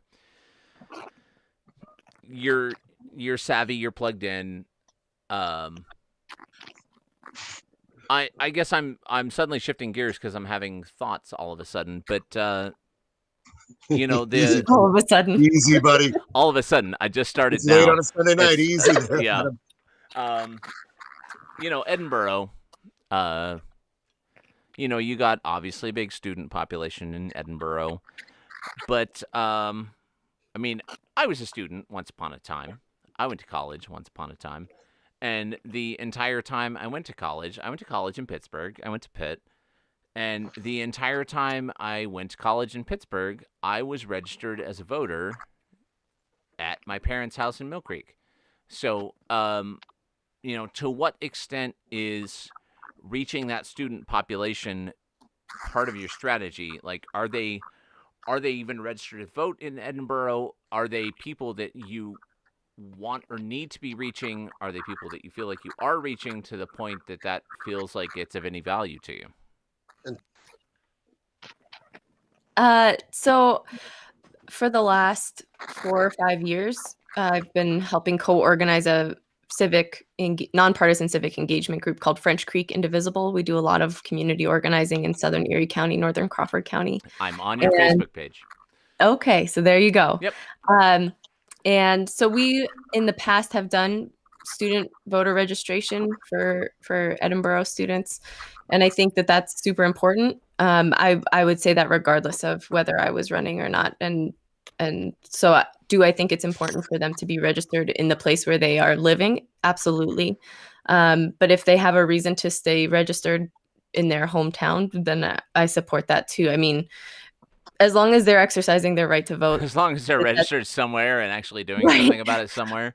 Right. Like if they care, I've talked to folks. I remember a couple years ago, because we didn't do it last year with COVID, but a couple years ago, I talked to someone and they were like really passionate about their local politics in their hometown. And like, that's why they wanted to stay registered there, because they really cared about, you know, those things and wanted to have a voice in that. So I 100% support that. I just really want anyone and everyone, but especially young people, to know how important their voice is. You know, if every student at Edinburgh was registered in Edinburgh, they could run the town. I mean, they could have a huge impact on local politics. And, like, why should the students of every college town not be running every college town? Right. Well, that might be a terrifying prospect. I mean, it is kind of terrifying, but it's also like the economy of every college town revolves around the students of every college town. You know, why pre-COVID? Well, yeah, there is that. But setting that aside, though, you know, the economy of every college town revolves around the wants and needs of the students of the college town.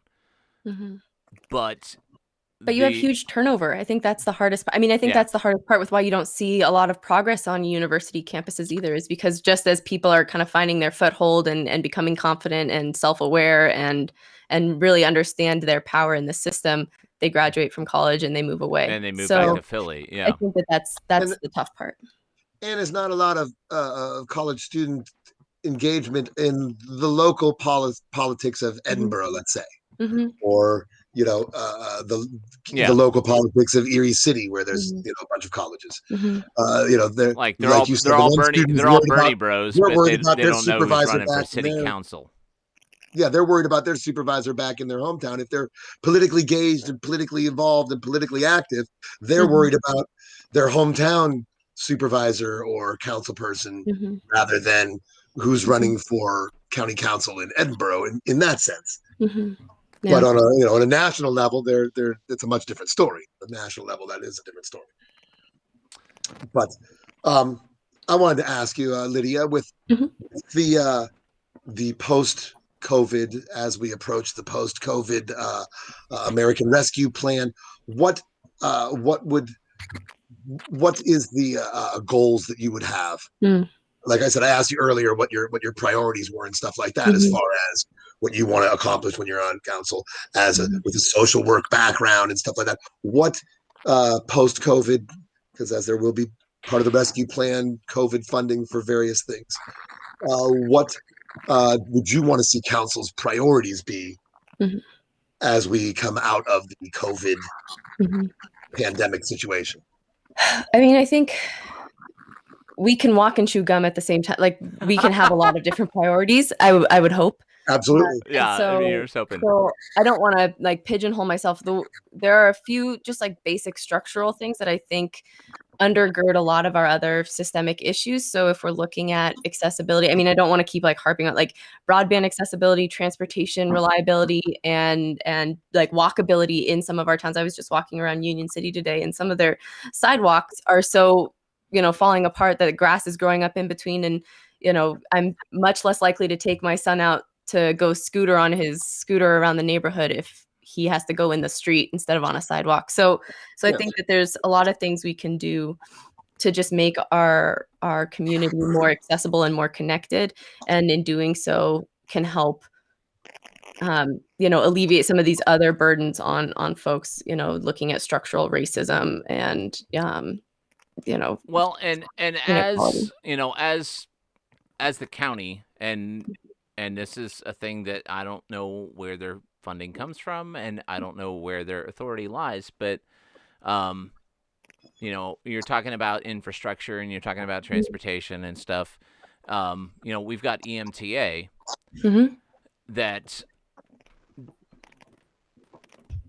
is, as mass transportation systems go, is pretty dysfunctional, I think it's safe to say. And particularly as it comes down to the way they serve the outlying areas of the county. So yeah, you were talking about infrastructure and your kids playing on the sidewalk instead of playing in the streets. I've got, and all of us in our house have lots of friends who live in Edinburgh, because Ren went to Edinburgh, and we've still got lots of friends who live out there and stuff. Is there a role as county council or as county government in general to improve? Not that the goal of everybody who lives in the county should be like, oh, let's get to the city, let's get to the mall, let's get to the casino, whatever. But, is those there... are places that people from the county go. Right.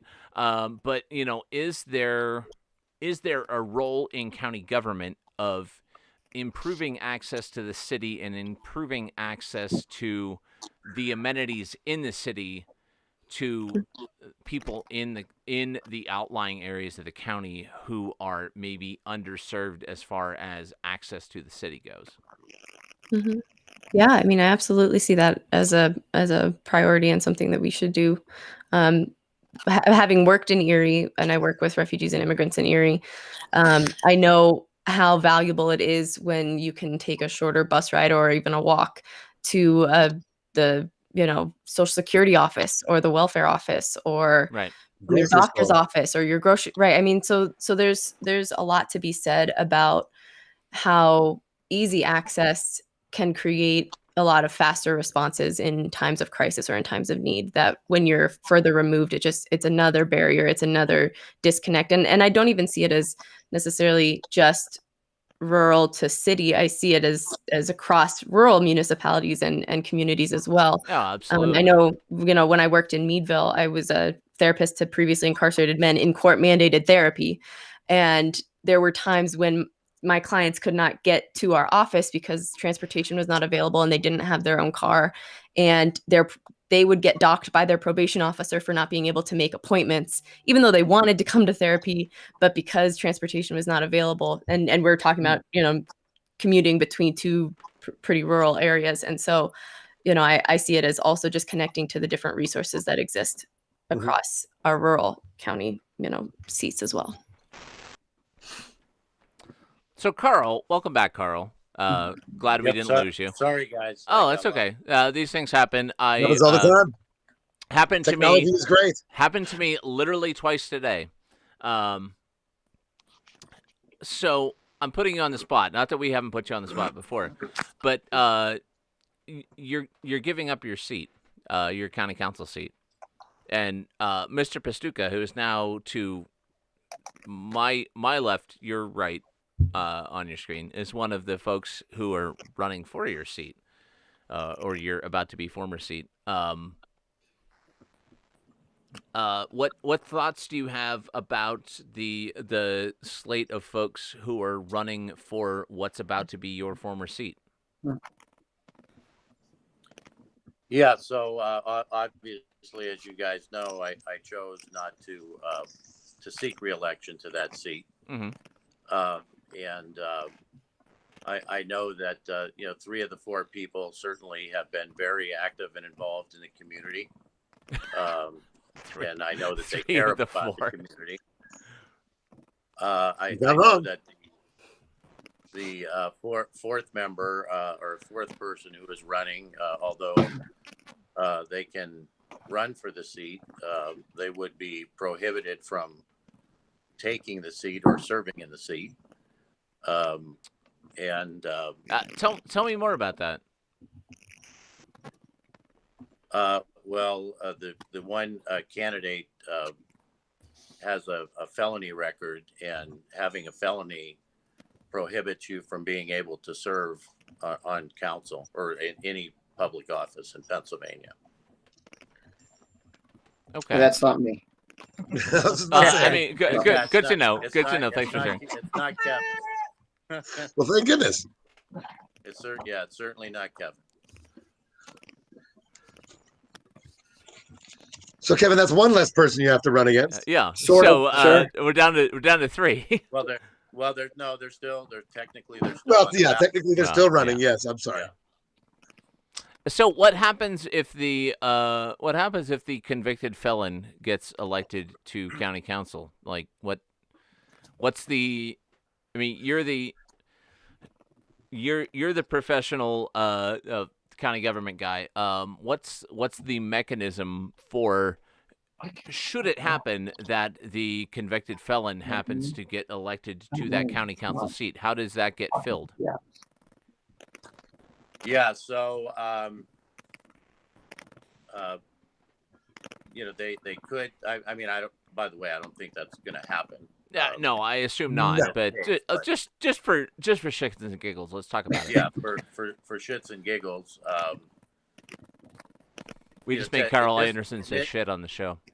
In this case, the person could probably not even get sworn in. Mm-hmm. So the seat would be, vacant by not even having someone in the seat. Would there be a special election at that point? Yeah, well, if it's outside of 2 years remaining in the term, and this would happen by the way, if there's any vacancy, there would end up being a special election in the closest municipal primary, but somebody would be appointed to that seat until that time. Who would appoint that person? It's a majority of the members of county council. Oh, okay. Well, I was just about to ask you if you were going to appoint Kevin, but I don't get to ask that now, so never mind. Well, no, it wouldn't be me because I wouldn't be there. Because right. I was hoping that the answer was going to be that the county executive got to appoint that person to the vacant council seat. So I was all ready for you to say that you were going to appoint Kevin, and it was going to be a fun old time. But that's not the way it works, unfortunately. Okay. So Lydia, if you win and the convicted felon somehow wins Kevin's seat, the county executive doesn't make it. Okay. Well, that's that's fine. I mean, unfortunate for the way I was hoping this was all going to shape up, but So Lydia, if the convicted felon somehow wins Carl's old seat, which is maybe or maybe not going to become Kevin's future seat, are you all in for Kevin? Oh, I can neither confirm nor deny where my allegiances lie. Keep it close to the vest, Lydia. Mm-hmm. So Kevin, we haven't given you enough time to talk, and I'm sorry we haven't given you enough time to talk. It's all right. Yeah, I've let's been drinking beer the whole time.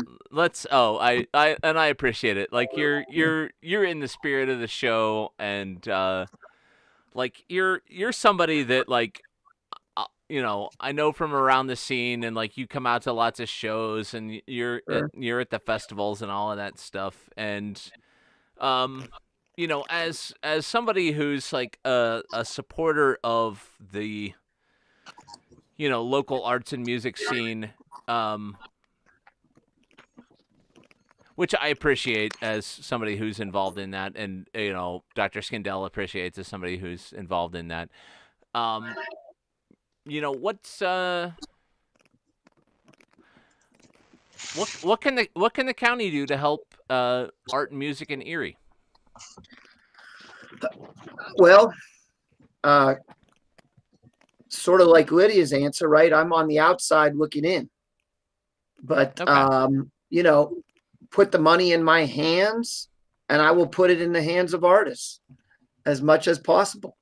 Right? I mean, let's face it. Kevin? How so? I mean, again, you're not going to physically deliver a bag of money to Adam and I, of course. I mean, I won't say no. It's that's probably illegal, but I'm just saying when you say that, I still won't say that's no. Great. That's a nice platitude and all. That's really great and nice. Yes. How is that tangible? What are some tangible policies that you would want to see council that has the authority to do? Well, I mean, first off, let me say like this. So I think, we can get a consensus in Erie or near. We all love events like 8 Great Tuesdays or Wednesday shows on the beach, shows out in Asbury Woods, to an extent, the block parties, right? All these are good things, right? Positive community building events, right? To an extent, yeah. Yes. Yes. So indeed.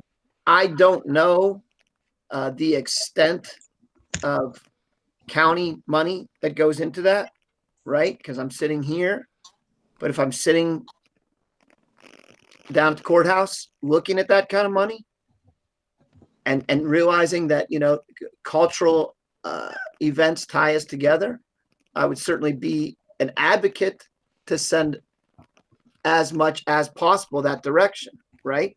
If that's within our purview. I don't know if that is my top number one priority, right? But that would be my stance. I mean, Carl, does county council have a channel to put money into cultural events? Yeah, we do have a grant program, which it's about $2.5 million. It's a very, very small percentage of the $485 million budget. Yeah. And it's always under attack. But that's where county government stepped forward and does fund cultural things. And of course, just give $1.5 million to me and $1.5 million to Garrett, and we're good. Well, or just a position. Just vote yes on a position and put me in that position. Oh, there and you go. And Adam and I will be able to coordinate lots of different events in the community throughout the county. Sure. But get more serious. Cultural ambassadors for the theremin community. We would be your guys. We would be your guys. But Kevin, just to get a little more serious, what are your? I'll ask a similar question that I asked of Lydia. What are your priorities if you are to win this seat? What are your top priorities that you want to spearhead as a member of council for county council? Sure. I mean, if you want to give me a top 3 or a top 5, that's not neither here nor there. But what are Kevin's top priorities if he gets the seat. If I'm voting and I'm voting for a county councilman or a county council person who shares my priorities, what are your priorities? So, I mean, I think the way to say it, right? There's a saying, if I can pull it out, something to the effect of a strong economy makes everybody happy, right? So I'm an advocate, right, of sharing the wealth. So I know that county council contracts are all prevailing wage contracts, right? But I would certainly, with an Ask Me Council 85 endorsement and a background as a union organizer, I would like to see contracts with, especially too, with the COVID stimulus package money coming into Erie, right? I would like to see contracts awarded to union firms, union groups, or companies that will agree to hire union labor or bring in union labor. Mm-hmm. Because there you're guaranteeing living wages. Quality work. Yes, and quality work, right? And also maybe like when we look at the community college, a concept that has been bouncing around in my head lately is a term known as articulation agreements. And right now, all community colleges, I believe in Pennsylvania, have these articulation agreements with the state system of higher education. And what that means is there are set curriculums that if you go to a community college, that will be accepted in all the state colleges in PA. And I'm talking your Edinburgh, IUP, Clarions, Lock Havens, Bloomsburg, right? Those schools. Mm-hmm. And all the credits will be accepted and put toward a major, right? A seamless transition. Portability, so to speak. Yes, yes. So what I would like to see here is us develop a curriculum. And I've people throw the term STEM out there, right? Science, technology, engineering, and mathematics. Oh, yes, they do. So what I'm thinking in my head, right? Let's open the dialogue up with the unions, right? With the Central Labor Council, or with the building trades, and evolve a curriculum that can take students from the community college and place them, if they follow the correct curriculum, put them into have an articulation agreement where they go into apprenticeship programs in the unions, right? Paid apprenticeship programs, mm-hmm. Right into that. To move students from apprenticeship to master's level union workers, right? Exactly. And so I would like to push things in that direction, right? Let's create a pathway to jobs. And then when I step out from there, right? What's Kevin's real number one issue, right? In the world, Kevin could snap his fingers and this would happen. Please hit us with it. I mean, we are, I'm a believer in science, and I'm concerned of the health of the planet, right? The environmental state of our world, right? And so, let's not only create these job situations, but let's take that money and look for a green future, right? Let's try to green Erie, right? An ecotopia of sorts.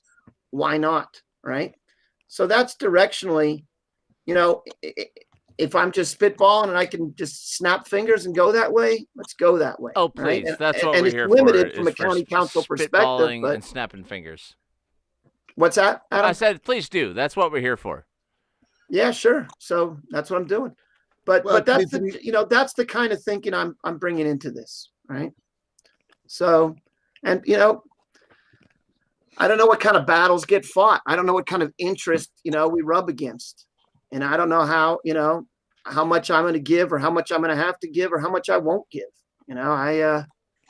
Throughout this program, there's so many things I wanted to jump in on. One of which, just for a minute, was your initial conversation about the public schools athletics programs. because I coached at wrestling at Central Tech for 7 years, right? Yes. I took over a program. What's that, Adam? Yeah. Yeah. I took over a program that had 1 win in 3 years. There were 1 in 46 when I walked into that place. Indeed. And it's not so much about me, but this is just what my last 3 years there, we were 21-20, right? We were losing to Meadville 81-0. 3 years later, we're beating Meadville 42-34, right? So I know what it takes to get jobs done in tough situations.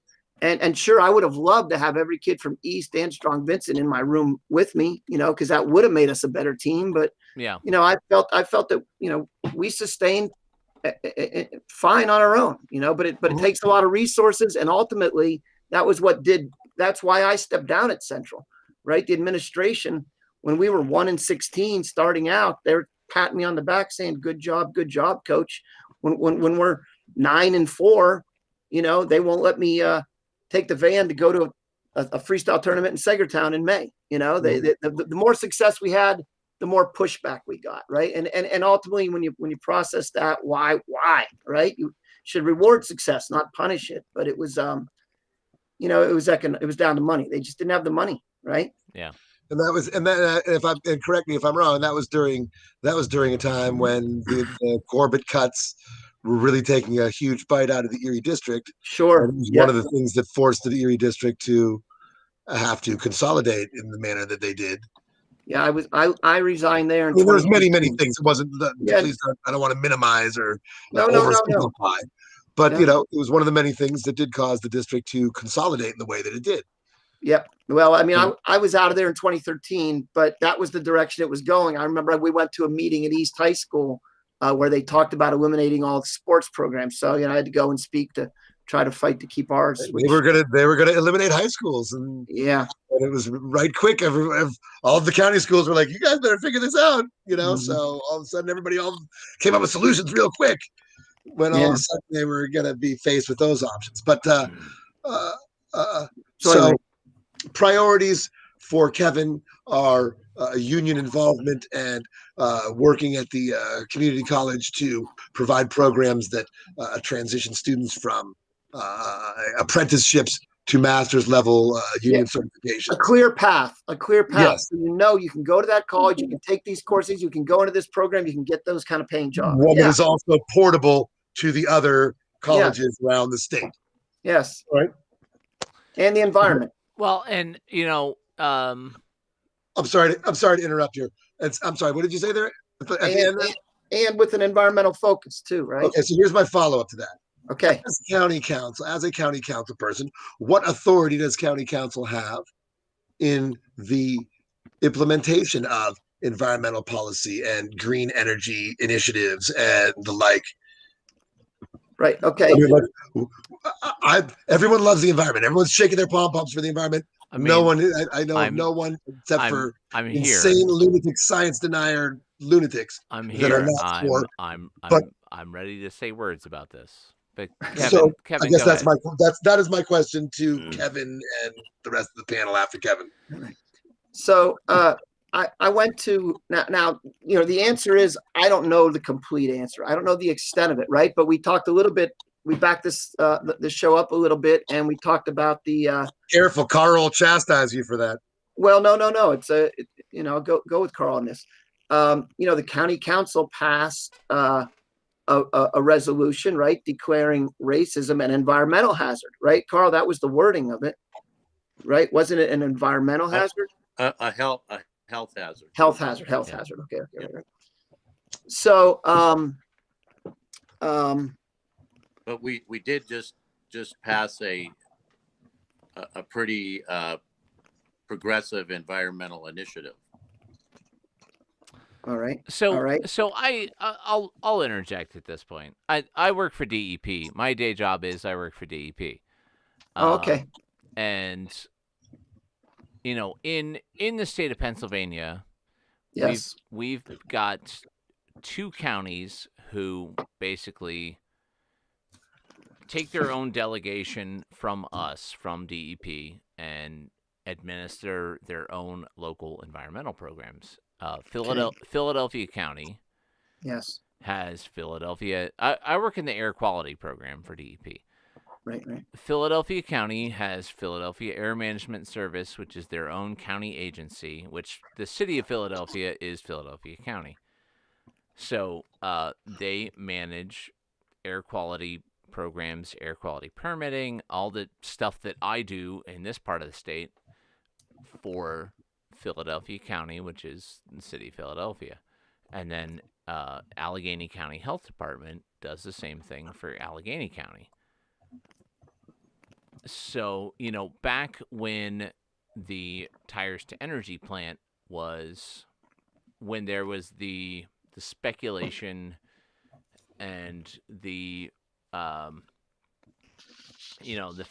that the Tires to Energy plant was going to be a thing at the former Hammermill site, and that was going to be on the East Bay front. There was a lot of angling among city council, county council, that maybe we should just, as a city, as a county, take on our own environmental regulation and take delegation of that from the state. What do you guys think of that? Do you feel like that's an appropriate thing that Erie County should be doing, or do you feel like that's something that's, and leave the fact that I'm taking care of you out of this, because nothing personal, but because if Erie County was gonna do it, I would be the first in line to apply for that. But ignoring the fact that I'm taking good care of you, is that something that you feel like that should be something that county government should be doing, or is that something that you feel like is more appropriate to be left to the state who's doing it right now? Yeah, I got you here, Adam.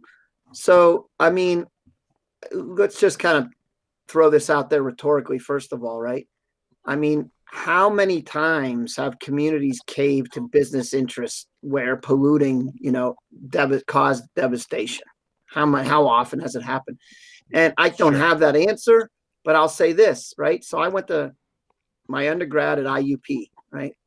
Indiana, PA. Yeah. And I'm tied in with some friends down there, and we have a little camp, right? We own collectively, we own a little camp. And it's in Green Township, right? Green Township, Indiana County? Green Township, Indiana County. Okay. Heard of it? Yep. Right? Oh, yes. There's a group down there called the Hellbenders, right? Okay. And I'm connected to them, right? They're neighbors. So I talk to neighbors, and we're friends. And there has been an ongoing lawsuit for about 7 years there. And no offense here, Adam, right? But the DEP, none taken. The DEP authorized fracking injection wells in Green Township. Sure. And Green Township formed a home rule charter and said, no, you don't have the right to, dump fracking waste fluid into our soil. And, we have, or I should say the Hellbenders, because that's sort of the group that's led that fight. They have kept those injection wells out of Green Township since 2013, because that permit was approved in 2013, and yet it hasn't happened. In the fall of 2019, or I should say in 2019, the DEP sued the Hellbenders and Green Township, saying that we were overstepping, or Green Township was overstepping its jurisdiction, that this is the jurisdiction of the DEP, and the DEP had issued this permit. Well, we went to Court of Common Pleas in Pittsburgh. I went to the hearing, or the not the trial, but the 3-panel assessment, right? And they did not, after both sides had their say, the DEP backed off and said we're fine in not pursuing this case.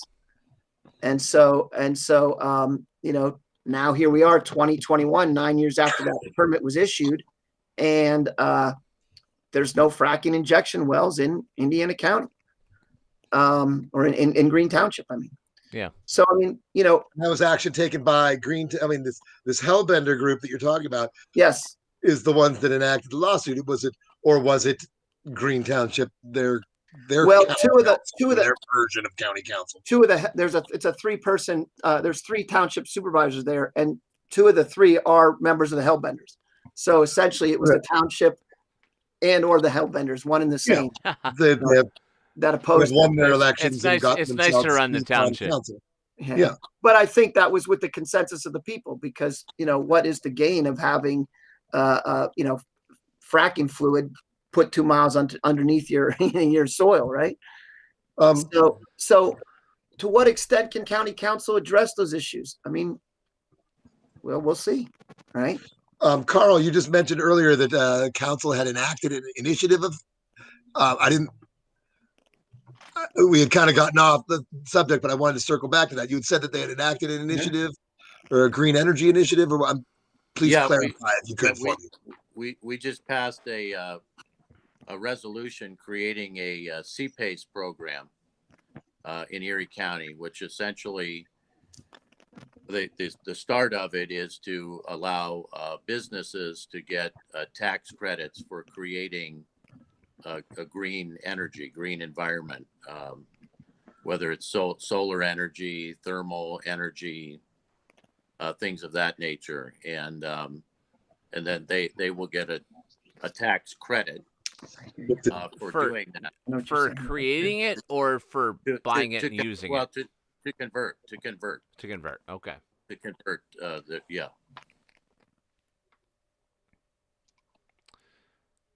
We seem to have lost Garrett for a moment. Lydia, you got any thoughts, any comments, anything to contribute on the green energy Adam, environmental? can you hear me? Oh yeah, Adam, I got you. I was hearing Garrett. He was talking to Carl, but now he's froze. And now he froze. Sorry. Yeah.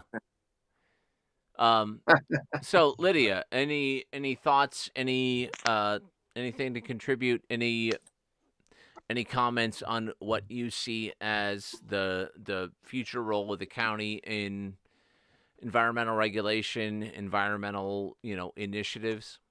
Mm-hmm. Yeah, no, thank you for that question, Adam. I think that it's given me a lot to think about, just thinking about whether the state should regulate things versus local folks. I've been dealing with something similar-ish in Washington Township with solar farm development and seeing. So we created a solar farm ordinance to allow people to have solar farms in Washington Township, and it was a little bit controversial, but we were just setting up a process by which people could apply for it.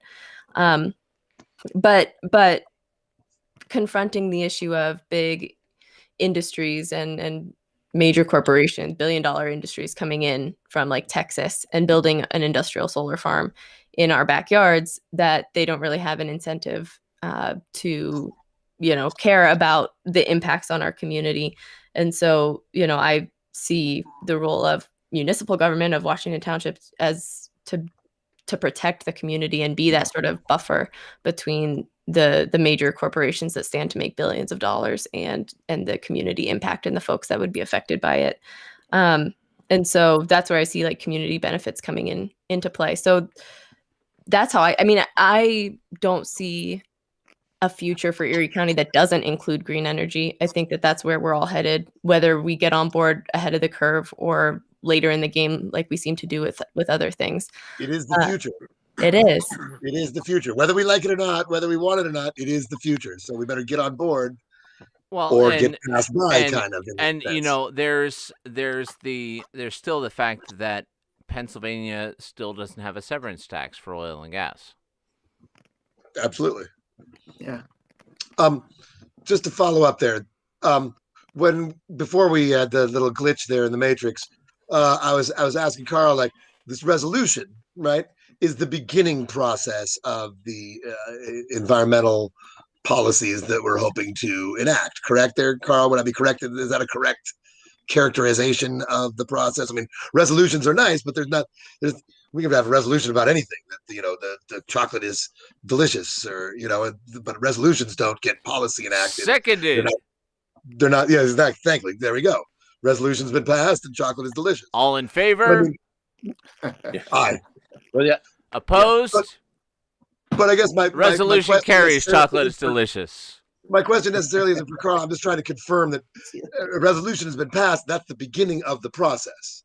All right, it's not like initiatives and tangible policy. Kevin and Lydia, if they are elected to council, will be helping to shape and craft that resolution into tangible policy that affects those living in the county. Correct? Would I be correct in that characterization? Well, I mean, hope I'm sure it sounds like they will continue to work on those initiatives, but with the CPACE program, there was, I began to say there was also an ordinance, a legally binding contract that was signed to create the CPACE program to actually begin the policy of actually giving those tax credits for companies that want to convert to more and green the CPACE, energy. that CPACE program, that's a state program. Correct. Correct. Yes. And so the state program will give the county funds that kind of pass through the county to these programs. Yeah, they will underwrite, allowing for banks to be able to have the confidence to give loans to businesses that want to undertake creating green energy. All right, and like I said, Lydia and Kevin, as if elected to their positions that they're running for on council, will have a role in shaping that future as we move forward with this PACE program or CPACE program and other environmental initiatives that are currently underway in council. So council has a role, council has authority in some sense to enact these initiatives as we move forward. I just want to, yeah, certainly. Yeah. Cool. All right. I just want to make sure. Yeah. I just want to make sure I understand how the county government's working there, Carl. You know what I'm saying? Yeah. No. If I can mention that Dr. Kyle Faust created a resolution which was supported by council, which essentially went after the Erie Coke plant, basically asking the state to demand that they go after them for their fines or they shut them down. Yes. And not that, what we passed is what caused them to shut down, but it was council being involved in the process and essentially putting its weight behind the initiative that helped bring a closing to the Erie Coke plant. So I had very little to do with that, just for whatever it's worth. Say again, Adam? I said I had very little to do with that, for whatever it's worth. And it is worth it. I'm sure you guys had a lot to do with it. But we as a department had a lot to do with it. I, as an individual person, managed to keep my name out of that mostly, and I'm pretty happy about that. Yeah, but to your point, Garrett,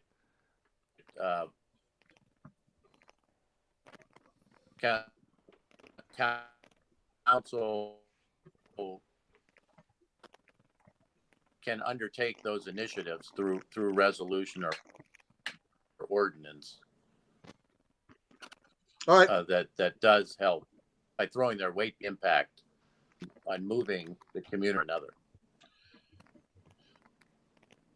You were lagging there just a little bit. I don't know if that was happening for everybody else or if it was just me, but yeah, I understood. I got most of what you were saying there, Carl.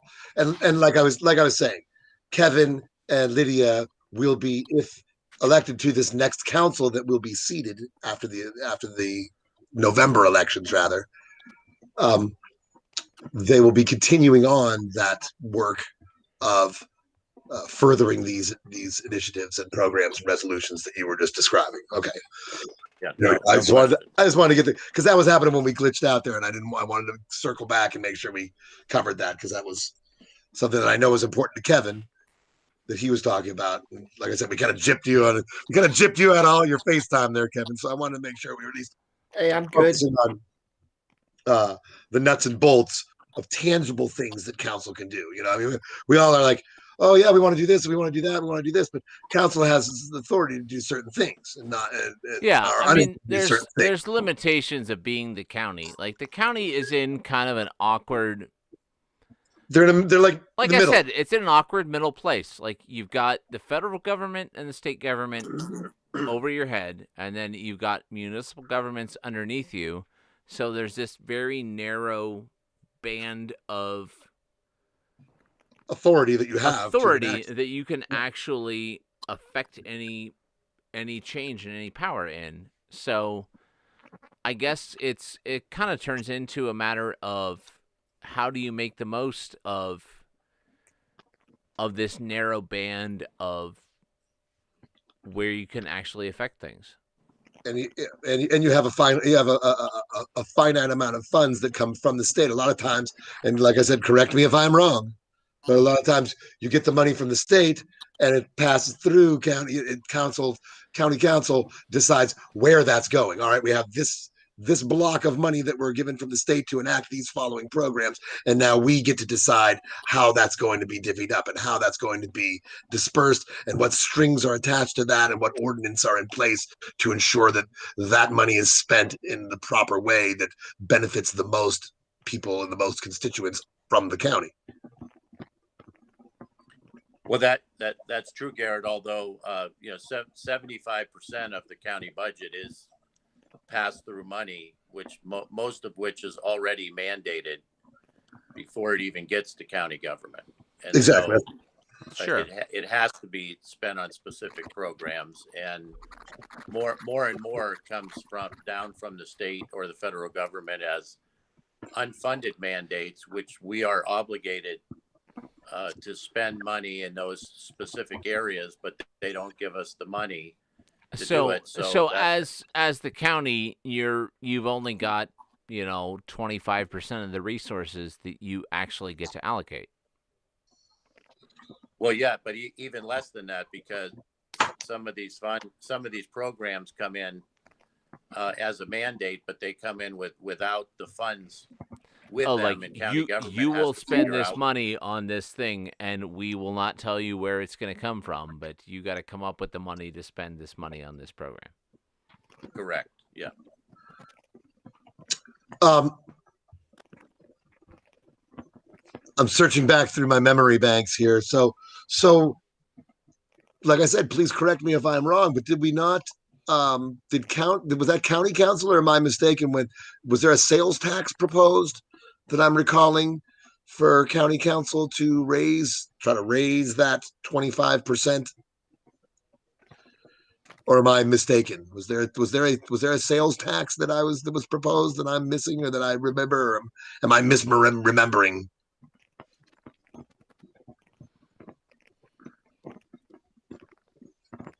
Kevin, Carl? Yeah, I defer to Carl. Yeah, me too. Yeah. Am I incorrect? I'm just asking. I think there was an attempt to try to raise that 25% that the county has. Was there not tax a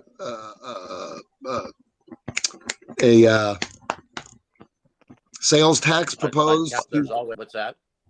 Was there not a sales tax that was proposed to try to raise money for that 25%, so that there's a larger tax monies to draw from that 25%? Or am I mistaken? I could be mistaken. Well, there's always proposals put forward to create alternative forms of revenue. Because as I said, county government, the buck stops with county government, and really with county council, they have to come up with the funds to support these programs, particularly the ones that come through from the state and federal government that are mandated on us. So there's always the pressure to have to come up with those funds. So county government is always looking for ways to have alternative forms of revenue, particularly to try and alleviate the property tax burden of people of Erie County. If you're specifically talking about something that I propose as the 1% local sales revenue, I propose that as an alternative form of revenue to alleviate the property tax owners of Erie County from this burden that they consistently have. But that's not something that's on the table with county government at the present time. All right. Well, thank you for clarifying. Well, Dr. Skindell, you got any parting questions for our guest tonight? Lydia, I just want to please, if you could, please give Marty my best. I will. Oh, She's the best. I'm a big fan of Marty. Yeah. She is the best. I'm a big fan too. Marty is fabulous. And best of luck to all three in your races coming up. Kevin, best of luck. Carl, best of luck. Lydia, best of luck. I enjoyed. I hope you were all patient with me. My first night in the interviewer seat. I didn't really. Yeah, it's the first night in the guest host seat for Dr. Skindell here. So I just want to let you know there's much softer gloves than y'all would have got from Mike on this. So, Lydia, Kevin, Carl, tell all the people where they can find you on the internets, where they can find more information about your campaign and all of that stuff. Lydia, go ahead. You're first on my screen now. Sure. So my Facebook and Instagram handle is at elect Lydia Laythe, and you can email me at electlydialaythe@gmail.com. Kevin? Sure. And my phone number, campaign 480-0860. Email at Pastewka, the number 4 county council @gmail.com. And the Facebook page is under construction. So, Well, build it quick because you got like 2 weeks left. I was gonna say you got like 2 weeks, man. Yeah, well, if I can, win without it, that would be tremendous too. Oh, that would be tremendous. Yes.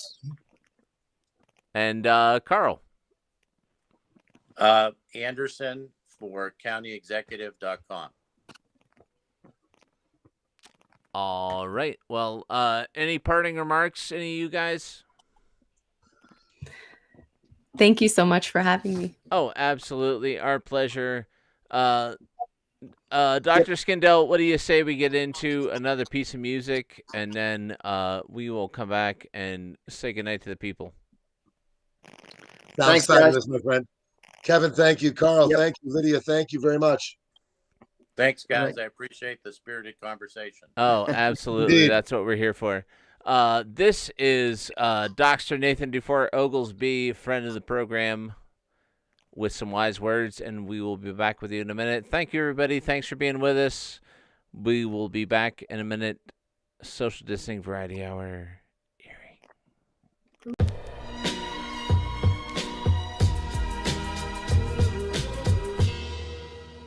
Reification. Reification is from the Latin noun res rei, meaning thing, and the Latin verb facere, meaning to make. Hence, reification is literally to make something a thing. In modern usage, reification has diverse meanings in various contexts and disciplines. In the most general sense, reification can refer to the creation of a construct, a theoretical or explanatory model that is not in itself directly observable. Since we rely on such constructs to interpret reality, it's easy to commit the fallacy of reification, mistaking an abstract model for a real thing. For instance, the law of gravity is not an actual law or tangible force with its own will. Rather, it's a mere mathematical description, a model of the concrete and observable relations between physical bodies and their attraction to one another. Confusing abstractions with things, or the map with the territory, is an instance of the fallacy of reification. This fallacy is especially pertinent in Marxist philosophy, where it's often observed that capitalist ideology often represents human-made constructs, like the market, as having agency, power, and significance independent of the real human lives that give it meaning. and it commits the complementary fallacy of turning human beings themselves into mere things, whose value can be quantified and equated with those of various commodities and products. This phenomenon of reification may in fact be exacerbated by our increased involvement in digital spaces, where value and self-worth are quantified in site-specific data points, likes, follows, views, and subscribers. Please like this video and subscribe to this channel. Let's make it a thing. Reification.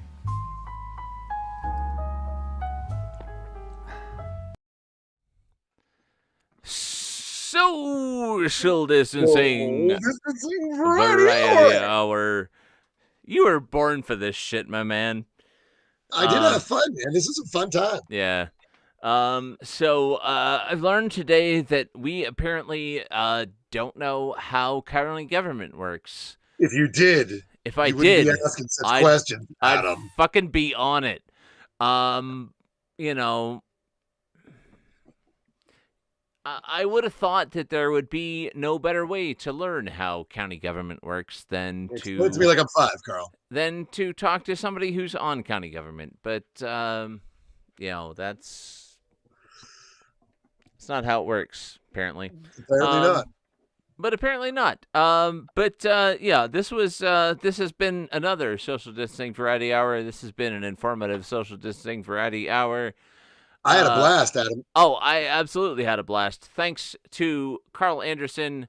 Thanks to Lydia Laythe. Thanks to Kevin Pastewka for being with us. Thanks for insightful conversation. Thanks to Dr. Garrett Skindell. Oh, I can almost say words. It's late, man. It's late. It's all right. It's almost 12:30, man. It's late. The whiskey started here. The whiskey's there now. I got you, man. Yeah.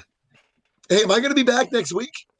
I have not. If you need me, you know where I'm at. Not you just let me know, my friend. I have not heard anything to the contrary. So, it might be Michael next week. It might be Garrett Skindell next week. It might be both of them. I am at your disposal, my friend. I am at your disposal. If you need me, I will be there.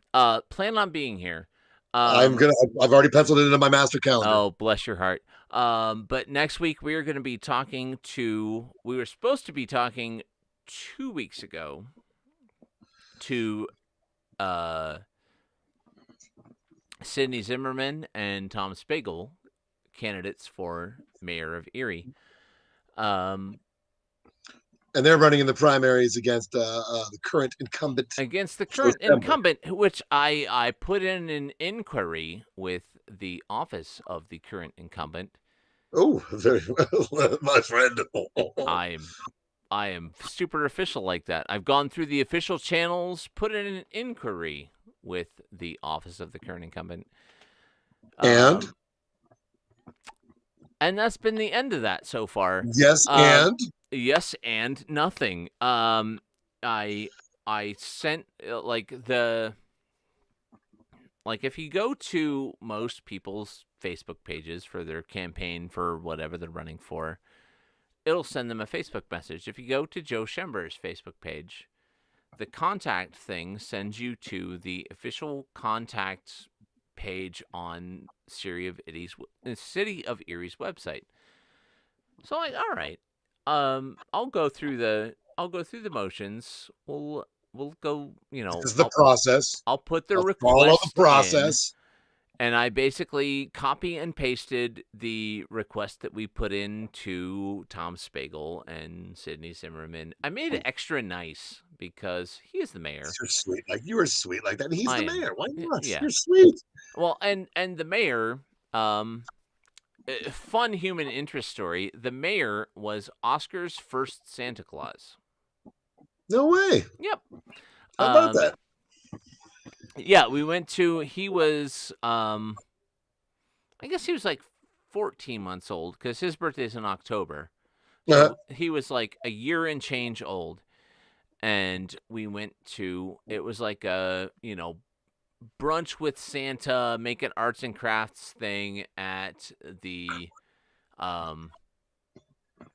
at Frontier Park. All right. which is around the corner from the house and also around a different corner from the mayor's house.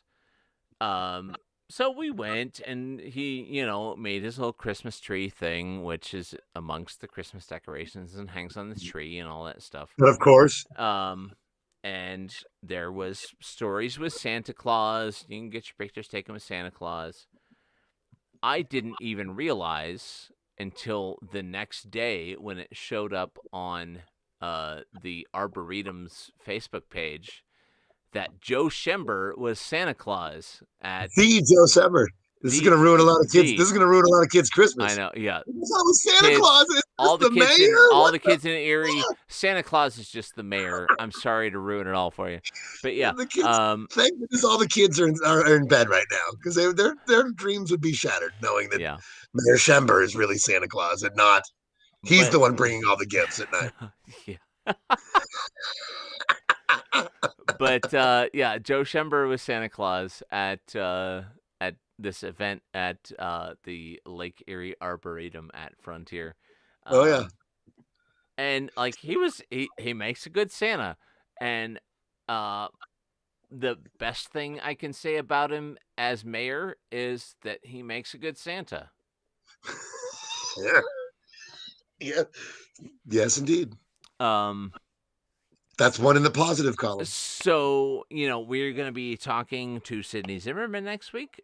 We're going to be talking to Tom Spiegel next week. Mm-hmm.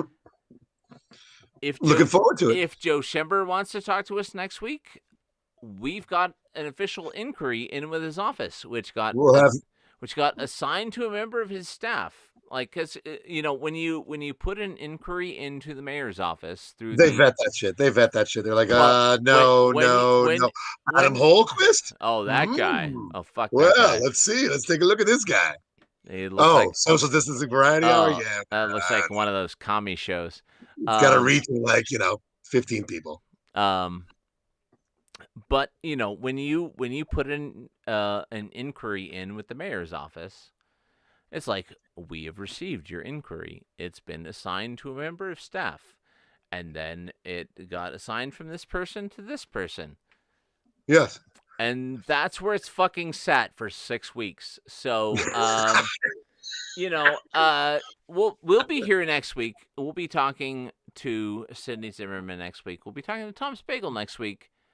I'm eager to learn a lot about Sydney Zimmerman. I've read a lot about Sydney and her campaign.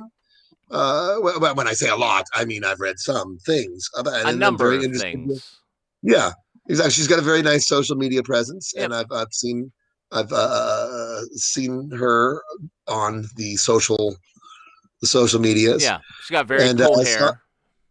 I'm very eager to have a discussion with her about her goals as a mayoral candidate, and Mr. Spiegel, I believe, is a school board member.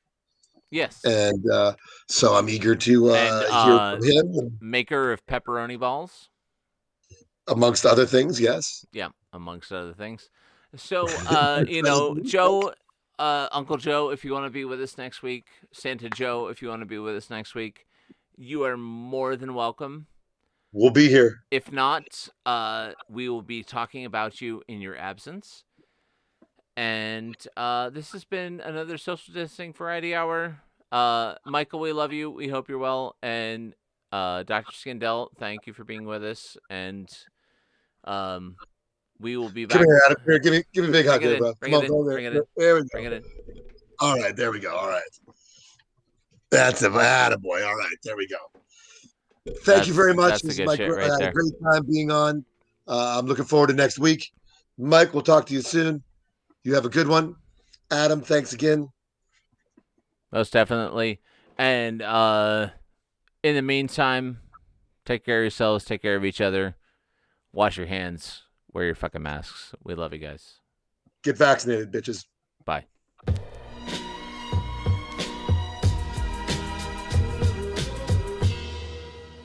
Reification. Reification is from the Latin noun